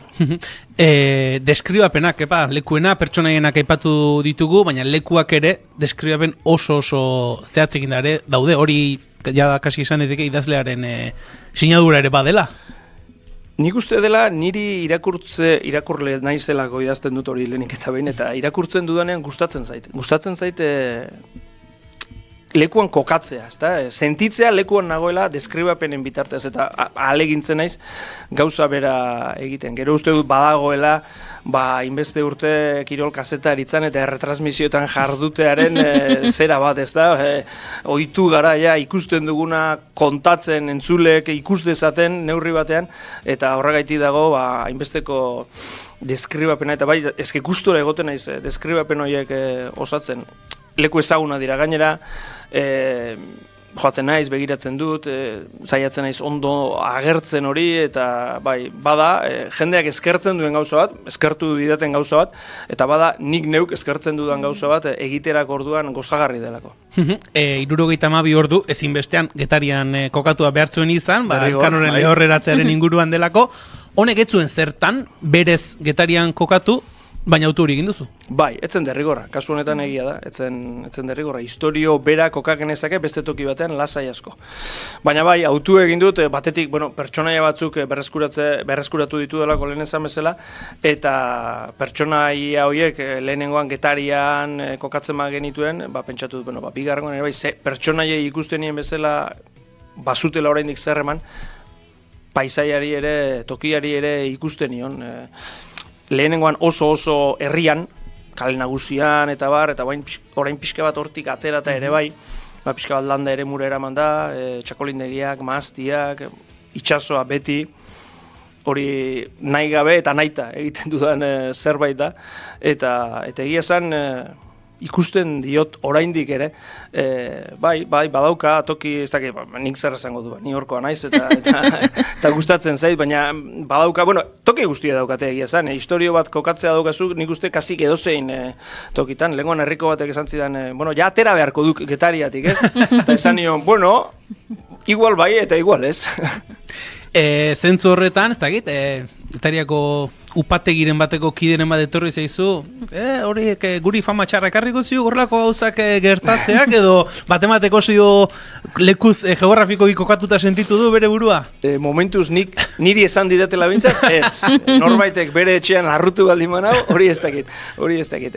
Kokapen zehatzak dira, esan nahi dute, agertzen diren tokiak oso zehatzak dira, baina egia da fikzioa dela. Egia da, hor agertzen dira benetako upategiak, baina gero gauza larriak gertatzen diren upategia asmatutakoa da, eta, jolas hori da, ez da, azkenean fikzioak ematen duen jolaserako zer hori. Bakarrematek esan dit, zuk lehen esan duzuna, orain Santa Barbaratik Getariara paseoan joaterakoan, ja, pixka maaztietara begiratu, egin behar bada espada, eta... Fortran zitxuri bat agertzen bada, argi. Nik uste dut era berean polita dela, irakurri eta gustatu baldin mazaizu, gero paisaia horietara joan ahal izatea. Eta han kokatzea, begira, hemen gertatzen dago eta hemen gertatzen da beste ura. Alare, ez balin badira sarretu arbizuko arakinak, Jon Arretxerekin. Hori ere egia da. Dena... Ura kasi larriagoa. Hori larriagoa. Hori ere egia da. Kepa, eskuartan daukagu, hementsa daukagu liburua.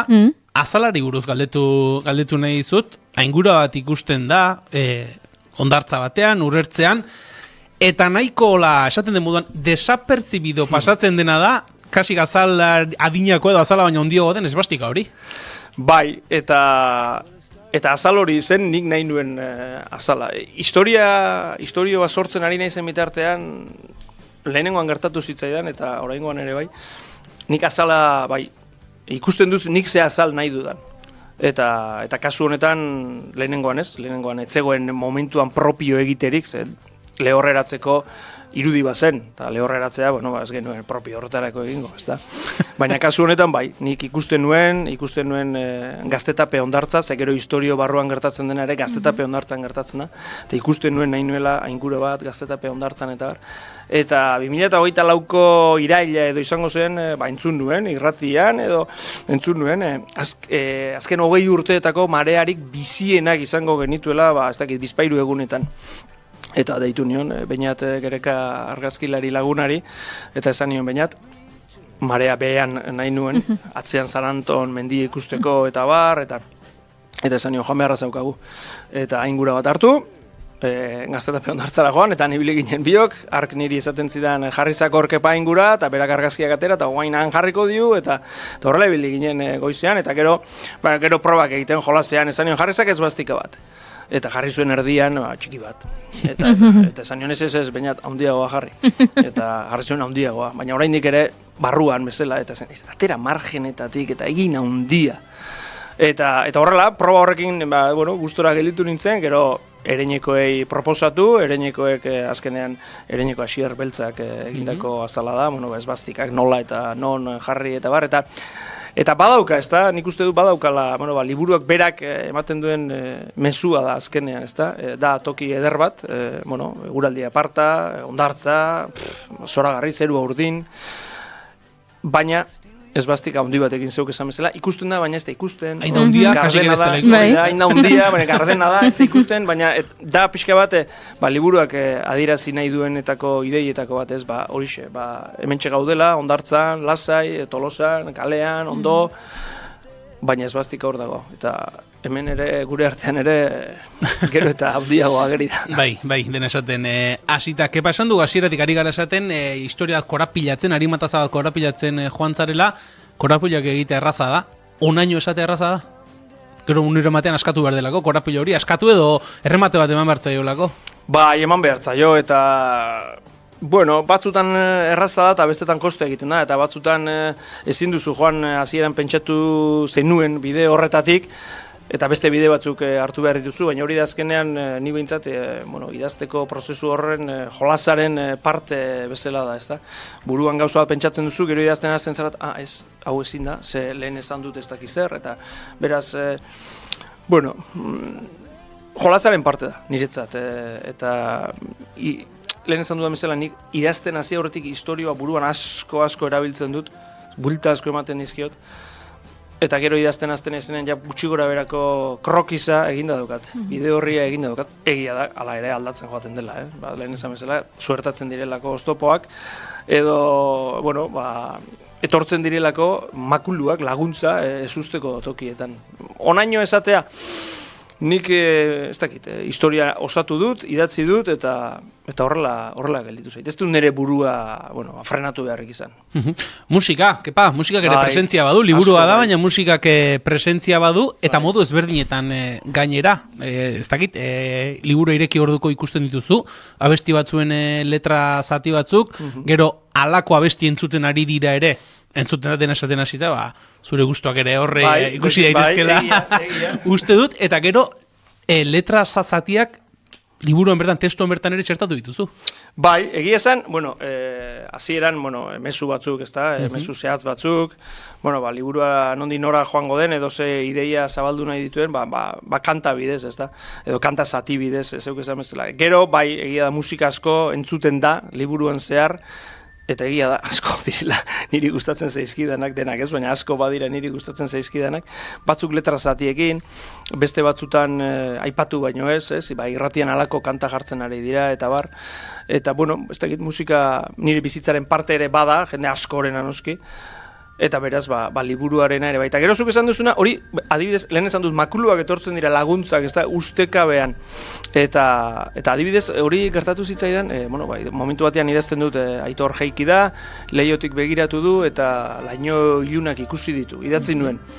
Eta idatzi orduko, buruan, hasi zitzaidan delirium kantari, laino ilunak ikusten, goizean goizo zeruan, eta horrelaxe idatzi nuen, eta pentsatu nuen, abegira ze polita. Irakurtzen duenak delirium ezagutzen badu, egingo dio txak, alako, ez dakit, puntua emango dio, ez da? Ezagutzen ez duenak, holaxe irakurreko du. Eta hori nahi gabe etorri zitzaidan, eta gero badaude beste pare bat, baina nahita jarritakoak era horretan, esan nahi dut, ez? Hondarribian gertatzen den zenetako batean, Sorotan Bele agertzen da, gero Julio Kagetaren beste zatitxo bat agertzen da, eta oso gustora. Josina Etxeberriari esan zireon, aldez aurretik presentzia izango zuela? Ez nion ez errezan. Irakurri du? Uste dut oraindik ez. Badaki, lankide batek esan zion. Igone Urtaza gure lankidea aurkezpenera joan zen, eta esan zion, Josina, agertu egiten zera. Arte zuen gaizki hartuko. Agertu bakarrik ez. Hori da, hori ez nuen esan, baina zuk esaten Hori da. baduzu. Bai. Garrantzitsua zara, esango Hori da, hori da. Garrantzitsua zara, eta bueno, bezarka dodi bat eman zidan Joseinak, eta bio gustora. Hor baduzu, kepa, ez dakit, liburua idazten ari zarenean, nolabait ere, konplize edo konfidente sare bat garrantzitsua da, jende horren iritzia garrantzitsua da zuretzat. Bai, oso garrantzitsua da.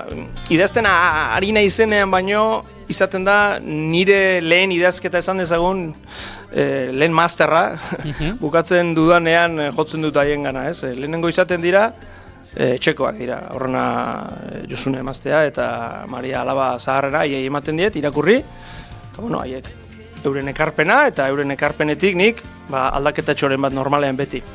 Eta gero jotzen dut, lehen liburuan jo nuen taldera jotzen dut, batetik, bueno, Arantxa Iturbe eta Nekane Peñagarikano lankideen gana, Jolander de Laoz lankide eure ere, herritarra gainera, bueno, beti gitariako kontuak eta pixkatu horraztu ditzen, eta gero Gileen Uzandizaga, bueno, ertzaina den laguma, eta pixkat, beste bere ikuspegi horretatik, eta denen eskutatik pasa ondoren, liburua izaten da beti aberatsago. Beti dagoelako ekarpenen bat, begira, bai, esaten dudana, eta hortik etortzen dira aldaketa gero doa argitaletxera, han ere beste irakurketa bat baino gehiago, eta azkenean, denen artean, liburua nik uste aberatsagoa dela. Eta garrantzitsua da, bakarlana delako idaztea, baina gero badaukazulako beste, ez dakit ez, beste iritzi sorta bat, pixka bat laguntzeko. Eta bizkorra izatea da baita ere, herritar bat sartzea, horrelakoetan, hartara norbaiti herrian gustatzen ez bazaio herriari buruzko zerbait, honek ere bazekien eta argetzian ez ere esan, eta... Ez, batipat da, sentitzen delako alako erantzunkizun berezi bat, ez, esan nahi dut, gustora nabil nire herrian, nire herriko deskribapen horiek egiten, baina hain zuzen nire herria delako, ez dut hankazartze potolorik egin nahi. Ez potolot, ez bestelakoak, ez dut hankazartzerik egin nahi. Eta horretarako, babes puntu bat bada, Jonanderrek ere irakurtzea. Spoilerrik egin gabe, Jonander gainera arraunlari izana da, arrauntaldean inortzizu azarretu. Ez da inor. Ez da hor txutxuko du. Momentuan ez da inor azarretu. Ni daki dela behintzat. Kiba, pixkanaka bukatzen joan behar dugu, gustora geratu zara? Liburua idatzea gustora geratu zinen, eta orain iritziak jasotzerakoan, zer moduz? Egia esan gustora gelditu nintzen idatzi nuenean, zeuk esan bezala lehenengoa baino, ez dakit, korapilatsuagoa da zentzu askotan, idazterako orduan ala izan da, historioa bera uste dut ala dela, eta nik idatzi nuenean gustora gelditu nintzen, emaitzarekin gustora gelditu nintzen.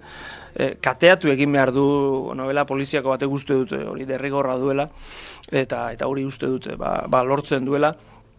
Beste gauza batzuk ere egin behar ditu, esan dugu ez da, paisaiak erakutsi eta gai sakonak eta garrantzitsua direnak aipatu uste dut egiten duela, eta ni pertsonalki gustura gelditu nintzen. Eta orain jasotzen ari naizen feedbacka ere momentuz ona da. Beti izaten dut presente, gustatu etzaionari gehiago kostako zaiola etortzea eta kepa etzaidak gustatu esatea.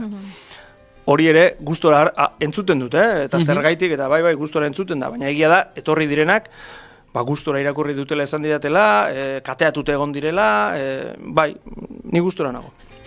Hasieran aipatu dugu, lehendabizikoaren ostean, zuk esan duzu, lehenengoa zela eta oraindik ere gose hori bazenuela, gazteleraz badago, esaera bat esaten duena, bi egiten dituenak hirugarrena ere egiten duela, ez dakit, buruan zerbait badabil, ideiaren bat, historia hori, idazten hasi aurretiko historia hori badabilkizu buruan, nola dago, gauza? Gauza dago, gainera, honek nire esperientzia laburrean, ni neukan 72 orduren esperientzia bakarrik, argitaratze prozesuari buruz, eta hau izan da luzeagoa, ala egokitu delako, argitaletxean ere ala egokitu delako, beraz demora gehiago izan dut, gero jarraitzeko ere, ezta?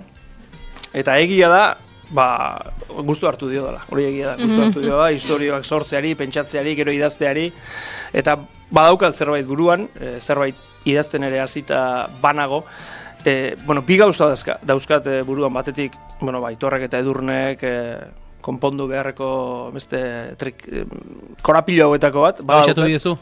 Badakite. Eta gero beste gauza bat, zerikusirik ez daukana. Novela beltzarekin, zerikusirik ez daukana, eta begira, horrek ere ilusio egiten dit. Beste gauza zerbait, erabat desberdina egitea.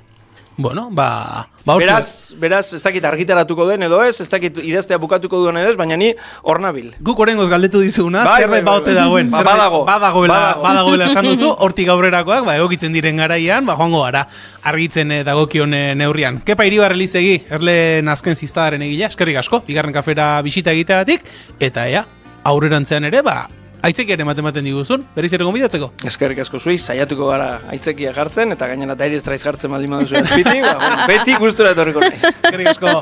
Zuei.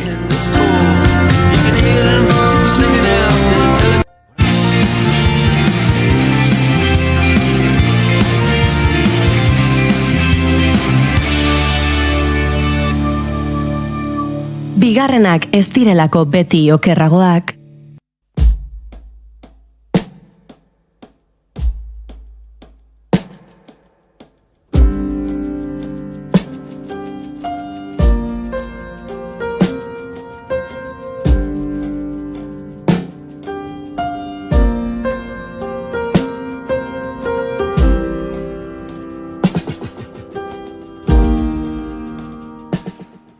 Entzulei esan genizuen Azpeitiako Burdindegiaren Euskal Museora etorriko ginela.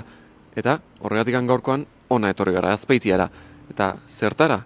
Hemen dauden pieza guzti hauek, erakustera.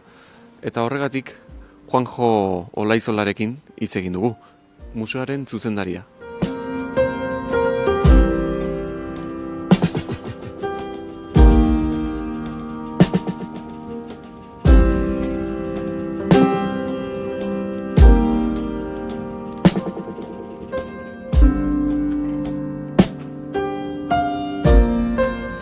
Esan bezala, Juanjo Olaizolarekin hitz egingo dugu, eta berak kontatuko dizugu zein den museoaren historia, nondik datorren, trenak ze eragin izan duen Euskal Herrian, ondoren baita kontatuko digu zeintzuk diren bagian museoko pieza berezi batzuk, zein den bere gustokoena, bitxikeria gehiago ere izango ditugu.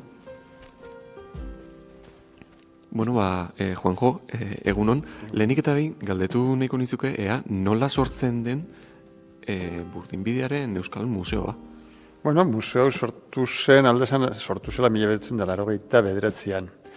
Garai hortan, urte asko ondoren esala ezer gaztau berritzen trenak, aldezan gerra zibilaren aurretik, inbertsio oso eskasa egon zen, garai hortan ikusten zen, etorkizunok oso garraio esala, karretera ez da, kotxiak, autopistak, kamioiak eta bar, eta trenan esan egon berrizioa. Orduan, jarraitu zuten martxan, antzineko tren horiek, normalian, berritu egiten diete, gu bezala aldatzen dugu lantzian behin, gure kotxia o gure lavadora, ez da, ez zieten berritu, esan dirua berritzeko, eta jarritu zuten ibiltzen urte askotan, gehiegi. Orduan, 80 hamarkadan pixkat, hasi zen aldatzen tendentzi hori, ez da, pentsamentu hori. Eta gogoan ikusten, igual karreterak ez dietela garraio egokienak, orduan haindekan inguru giroen respetua, ez oso argi, baina ikusten genuen egunero istripuak, pilaketak eta bar, eta instituziek hasi ziren pentsatzen, pixkat berriro boltatzen trenara. Eta hasi ziren inbertitzen, eta tren berriak erosten, eta retiratu zutenien tren berri horiek, retiratu zutenien antzineko tren horiek, Eusko Jaurlaritzan, garraio zuzendaritzan egon zen, behar dan sensibilitatea konturatzeko, igual, retiratzen zuten tren horiei hasitela bakarri sarrak. Baizik, igual ere, antigua zietela, ondarea ziela, ez da, ondarea bihurtu zutela. Askotan, zu gaztezea, baina nire adekoak, gehienak, segurizki pentsatu, gordeban neukin lehengo kotxia, gaur egun klasiko bat izango zen, ez? Ez dugu gordetzen, eta erosten dugu beste bat, eta gero beste bat, baina, zer dut zen, tren horiek klasikoak bihurtu zietela, eta egon behar den sensibilidadea aiteko alde batetik inventario bat, eta, zehon sensazioa zerbait zehola, baina jakin behar zen zenbat, ze kalitatezko, ze balore zaukan hori, eta inventario hori egin ondoren, izala miretzen da, 89an, ikusi zen, zehola, altxor bat, egia esan da, altxor bat, ondare bat oso aberatza, oso bariatuta, eta historia eskokin, eta erabaki zen museo bat egitea. Eta oain galdetu nahiko nizuke, trenak ze eragin izan duen Euskal Herrian historian zehar? Eragin oso handia, zergatik. Aldatu zun ziero gure gizartea. Izan zen, gure lehengo komunikabide modernoa. Gaur normalena da Azpeitiar bat jutia lasai hemendik Donostia lan eitea o unibertsitateara edo behar danen guztira, ezta? Eta bolta egun berdinan. Egiten du 200 urte Azpeitiar bat, segureski bere bizi guztian, ez baziten errapatzen emateko a los tercios de Flandes olakorik, baina bestela bere bizi guztia pasatzen zuen, Azpeiti, Loyola, Azkoiti, bueno, Azkoitira sestuara, ez ditan asko zurrutiago juten bere bizi guztian, ez? Trena izan zen lehengo garraio bidea demokratizatu zula, bidaiatzia, ibiltzi alde batetik bestea, nahiko merke, eta garai hortan oso bizkor. Pentsatzen behar dugu, trena baino lehenuo, jutia Donostitik Madrilera behar zenun gutxienez 3 egun. Eta trena jarri zenean jal zenun egin 20 ordutan. Gaur igual farra iten digu ez, 20 ordu Madriletik Donostira jose desastre ez. Abio hartzen duzut ordu batean zaudez ez.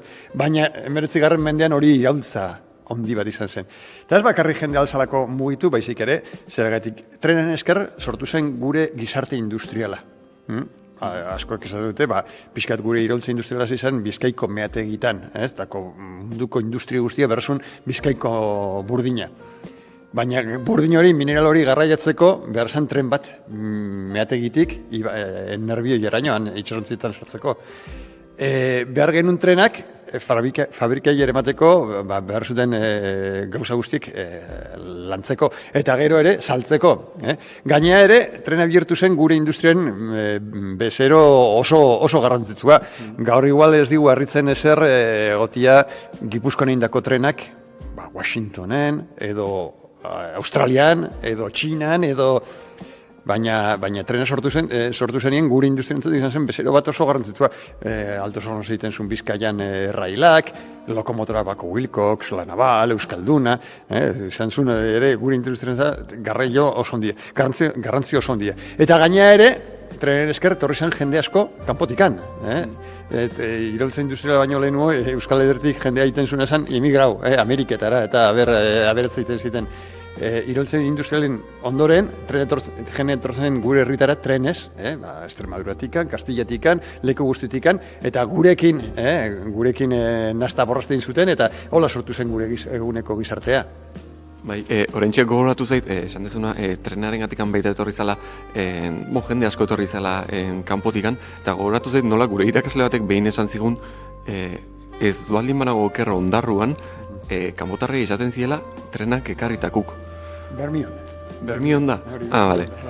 Bai, Eta ez bakarri hori, pentsa, adibidez, teoria badago, eta badidu dela serioena ez da, trikitrixe iritsizela ere Euskal Herrira, trenen esker. Ez trenen bideiari, baizik trenak etorri ziten eraikitzea Gipuzkoan, norteko trena, Zumarragan, Goierrian, eta beraiek italianetik ekarri zuten pila bat langile, eta beraiek ekarri zuten gauzat hain gurea ez da trikitrixa bezala.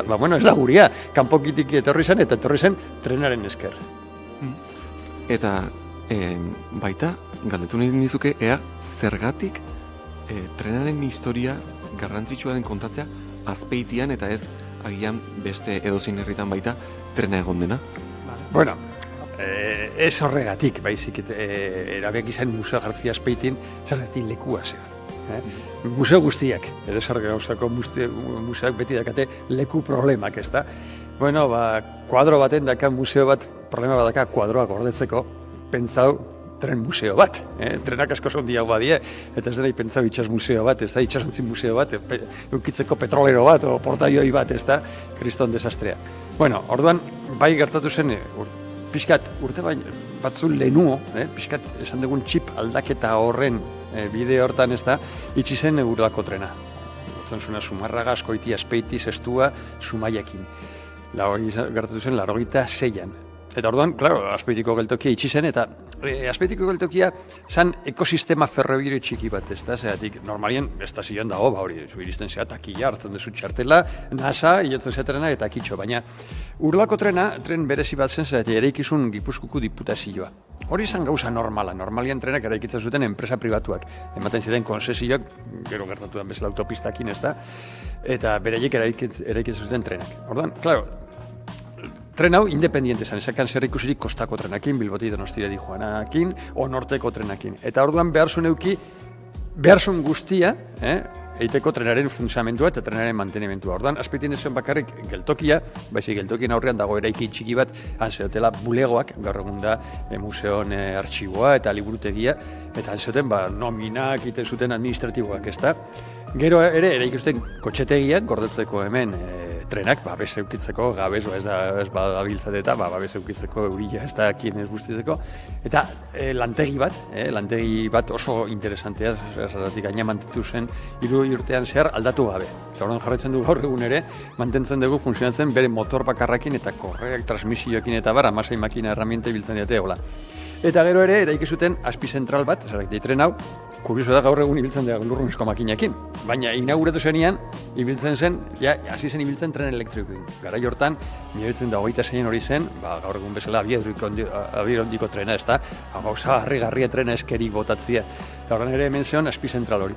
Orduan, egia esan da zeon lekua eta gaina, leku hori gaina zietere eraikin oso ederrak, bere historiakin gaina diseinatu zuen Gipuzkoako garai hortako arkitekto bat oso ospetsua, Ramon Cortázar, eta egia esan da, san leku bat oso egokia hemen jartzeko museo hori. Eta orain, galdetu nahi nizuke, ea, zuretzat, zergatik dan garrantzitsua trenaren historia gordetzea, eta tren hauek gordetzea zergatik? Bueno, saia da hori esplikazioa ez da. Baina, ni uste gure historia industriala eta gehiago Euskal Herrian eukidun garrantziakin. Gea industria esker. Bestela, ez bazen hemen gertatu 19. mendean iraultza industriala, segurazki jarrituko genuen jaten patata batzuk eta emigratzen, hemendik kanpora, bilatzeko nola bizi, ezta. Orduan, iraultza industriala oso garrantzitu izan da guretzat, eta industrial ondarean ni uste babestu behar dela, zaindu eta ere azaldu, ezta? Eta ondare industrial hortan, noski, trena garrantzi oso handia eduki du, eta, gaur egun ere dauka, eta espero dugu etorkizunen jarrituko delukitzen. Ordan, jakitzia nundi gatoz, jakitzeko gero noagoaz, ere ni uste garrantzia dakela.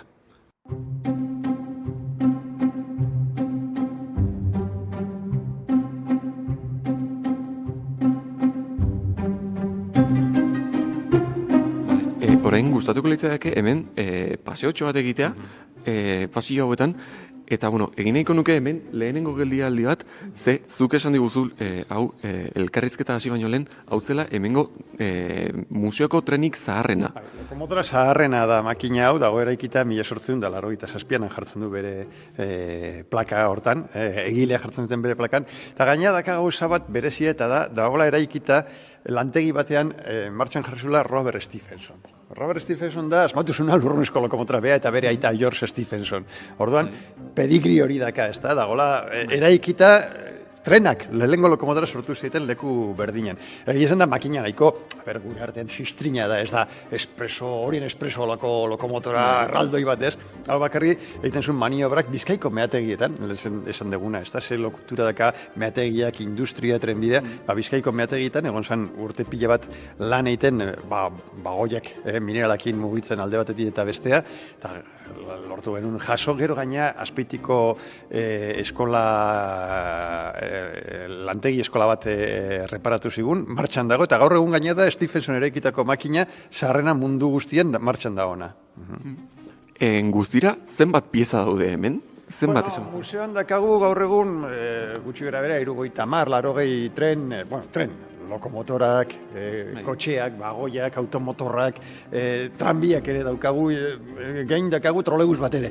Trolebus bat ez diete egizan da trenak, baina nola ez dute inonenkak jatzen, hemen daukagu ere, eta de hecho da, estatu guztien dagoen trolebus bakarra museo batean, hemen daukagu Azpeitin.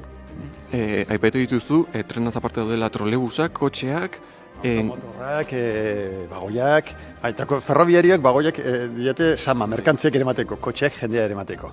Ez bakarri euskeraz, arderaz, kotxez o vagones, frantzesez, boatur, sartzen duzu nien trena, eta jube juteko Parixia, boatur, bost, baina, eta hola, orduan, kotxeak, eta automotorrak ere hau adibidez, automotorrak, tranbia bat da, baina automotorra die, lokomotorak barruan ere ematen dutela jendea. Gaur egun gaudena ohitutak ez da. Normalian ja, Bilboko metron o Donostiko topoan, ez dago lokomotora bat ezberdina eta bere atzean kotxeak, ez da, normalian ja, esaten dira, tren unitateak, eta dana dago, barruan, punta batean dago kabina, eta ja, jendea sartzen da makinistan atzean, eta behian da de motorrak. Baina antzinen, normalean esan eukitzia lokomotora bat, bere motorrekin eta tramalgailu guztiekin ibiltzeko, eta atzean engantzatzen zen 2, 3, 4, 10 o 15 kotxe behar zen guztiak. Eta zuek tren hauek guztiak nola errekuperatzen dituzue, o nola errekuperatzen dituzue? Bueno, denetatik euki dugu, esan dut lehen bezala Spinal lokomotora, Stephenson erekizun lokomotora, eskola lantegi bat erreparatu zigun. Beste batzuk, gaur egun dagoen industriakin, kafeen bertan erreparatu dugu tren batzuk. Eta ere bai, Euskotren bere langileek eta bere lantegiak ere konpondu digute hemen daukagun tren batzuk ere bai. Nola izaten da mantenimendu hori tren hauek txukun eta ondo mantentzeko? Bueno, pazientzia askokin, baina goganukin berdezu gaur egun ere tren fabrika bat ez dakala adibidez errikusirik kotxe fabrika batekin. Kotxe gaur egun egiten dute Stellantis o Ford edo norrez montai kate batzuekin, da dela automatizatuta, robotizatuta, ez da, juten bazia Iruñeko Volkswagenera, jendea dago, baina ikusten dutela makinak egiten dutela, makina harrigarri batzuk, ez da. Trenak ez, zeti, klaro, Iruñan, Volkswagen Polo, zenbat milioi egin dute, denak gutxi gora era igualak. Orduan aldezu egin olako muntaikate bat.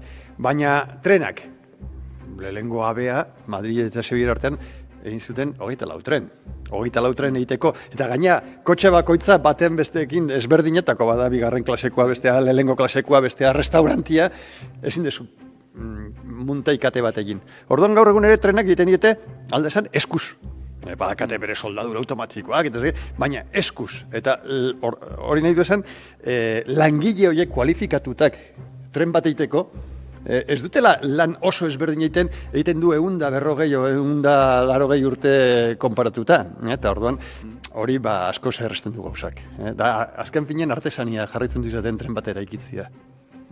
Eta galdetu nahi nizuke, tokatu altzaizuen noizbaite, tren baten zatiren bat edo piezaren bat berriz ere eraikitzea, ezin zelako hori ja mantendu. Bai, askotan, egin behar dugu, kopia hau pieza original, askotan ere falta, zeratik, askotan jaso dugun trenak museora ez diat etorri erretira hori zerbitzutikan eta zuzenean etorri museora, hori izan da arraroena. Normalian, trenak jubilatzen zuten, geratzen zuten baztertuta geltoki batean, harri bat eta kristalak apurtu, grafiti bat, ez dakize, latoizko eta brontzesko gauzak bere ala desagertzen ziaten, eta iritsi diete askotan kondizioetan oso txarrak. Orduan, askotan faltazien piezak eta hori dena, egin dugu berriak plan originalakin, edo kopiatzen, azkenean ingenieria inversa ez da, esaten danan bezala, kopiatzen pieza original bat, eta egiten berria kalitate eta material berdinekin. Eta zuk, badakit normalean, orokorrean, baten batek izaten du hau da nere pieza gustokoena, edo hau da nere gogokoena, zuk baduzu gogokoerik hemen? Baina ni eske pizkarra bera naiz, ni gogokoena da trolebusa. Txikitan ibili nintzen Donostien trolebus horietan, eta estima handia dukat katxarro horri. Eta gainera trolebusek pizkat, ni uste reivindikatu behar dugula. Nahi dugu garraio publikoak elektrikoak izatia, ez da? Euki genuen, bere garaian, Donostien adibidez trolebusak, Donostiko tranbia konpainia gaur egun Debus deitzen da, baina, hori bada marka komerziala, benetan jarraitzen izaten legalki konpainia el tranbia de San Sebastián. Eta beha sakaten Leitzaranen ur salto bat, eta horrekin mugitzen zuten Donostiko tranbia guztiek, eta gero Donostiko trolebus guztiek, hori izan ekologikoa. Gero gertzen da, 70 markadan, oain jokan hasieran petroleoa merke zehola, gero etorri zen Jon Kipurkeko gerra eta la krisis del petroleo, baina orduan oainekan merkea zehala. Ezio da subentziorik mantentzeko, egiteko zure lanak mantentzeko kable sare hori, eta da, desmantelatu zuten, da jarri zuten bere haien ordez autobus dieselak. Baina trolebusa da autobus elektriko efizientena.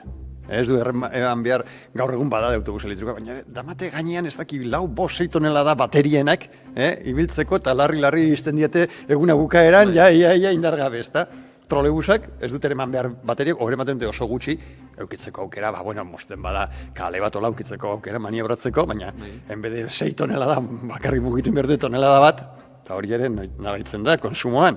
Eta aldiere egon ibiltzen 24 ordu problema gabe, entxufatuta da bitartean eta. Orduan garraio sistema oso ona zen, baina hemen ez dago oso, ez dute ondokan ondo ulertzen trolebusen abentaiak.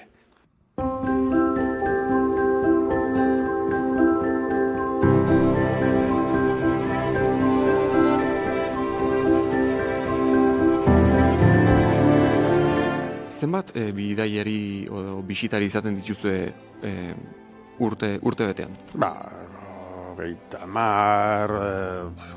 30.000 luze. Normalean ze perfiletako pertsonak izaten dira, edo taldeak, edo... Bueno, denetatik da, neguan gehienak taldeak. Eskolak, o jubilatuak, o turista taldeak, adibidez, azken gurtetan, Alemanietikan etortzen dira, ez dakizen bat, ez dakiz zergatikan, baina eskursio pila bat, eta bizitatzen den museoa, ibiltzen dira Lurrunezko trenean, eta bar. Eta gero, asteburuetan, udaran eta familiak, gehiena familiak. Etortzen diete, mundu guztitikan trensaleak, batzuetan ikusten dugu, tipo, mundi etorri da, Rusiatikan, o Txinatikan, o ez dakize, eta kurioso da. Eta badakizu zergatikan etortzen den jendea beste herrialdetatikan, edo oraindikan argitu gabeko... Bueno, trensalea badie, zergatik tren, eta batzuetan argituta geratzen ditez, eta batzuetan dakite gu baino gehiago pieza bat buruz, eske makina hau bere modelo tankerako bat egon zen Alemanian, eta ni naiz horren sale, eta bueno, kontatzen digute bere historiak, eta hola ere guk ere ikasten dugu, baina, bueno, kurioso da. Eta gero, kanpotik etortzea, askok, iparraldetik, frantzitikan, eta hurbil da turismoa da egiten inguruan, eta entretzen denean dagoela tren musat, eta gehiena Lurrunezko tren bat martxan dela gure benetako atraktiboa, nahi dute aprobetxa aukera hori buelta baten bateko, gure aitonak ematen duten bezala egiten du egun urte. Eta zer eskaintzen da, ikusten dugu trenak daudela hemen gehien bat, baina zer da eskaintzen dena berezik? Esan dezu adibidez batzuk ibili daitezkela Lurrunezko makinan edo? Zer gehiago dago? Bai, zuzen desun bezala, dakagu erakusketa handiena da trenenak. Hemen Euskal Herrian ibiitako trenak. Dakagu pare bat kanpotik ekarrita, baina gehienak hemen ibiita. Gaina, klaro, lehen esan deguna, baino dituta gaude, gotia Euskal Herrian indako trenak mundu guztian. Baina egiten du egun urte menezak agun olako industria. Eta alderantziz ekartzen genuen mundu guztitik gure trenak ibiltzeko materiala. Orduan hemen dakagu lokomotorak eraikitak Eskozian, Inglaterran, Frantzian, Belgikan, Alemanian, Estatu Batuetan, Holandan, Suezian, Suizan, aldezu eman esan da munduko trenaren buelta, igerten gabe aspeititikan. Eta orain, amaitzeko, agian egongo da entzuleren bat edo ikusleren bat ez dena inoiz etorri museora. Eta, nola erakarriko dugu entzule hori ona etortzeko, edo esango diogu ona etortzeko, bisitatzeko museoa? Bueno, ni uste nahi badu ezautu gure trenen historia, eta ez bakarri gure trenen historia, baizik gure herriaren azken gurten historia, trenerekin zer ikusi handia daukala, dala leku honena. Gaina nahi badu ibili, hori, esan dugun bezala, gure aitonak ibiltzen zieten bezala egiten dugu, egun urte, traketeakin, karbonillakin, lehioak ilozan dira, da gesten dira, ez dago aize girotua. Eta ateak eskuzik zabalden behar dira. Nahi badu bizi denboran bidai hori, esperientzi hori, eske hemendik 500 kilometro ingurura ez dago olako Lurrunezko tren besterik. Eta, aprobetxa bere etortzia Urlako bailarara, aspeitira, eta ondo jan, ondo pasa, eta disfruta bere Urlako bailararen paisajekin. Eskerrik asko, Juanjo, eta hurrengo batean agian etorreko gara berriz ere. Eskerrik asko. Eta gaurkoan niri egokitu zait saioa agurtzea Azpeitiatik, beraz, bihar arte.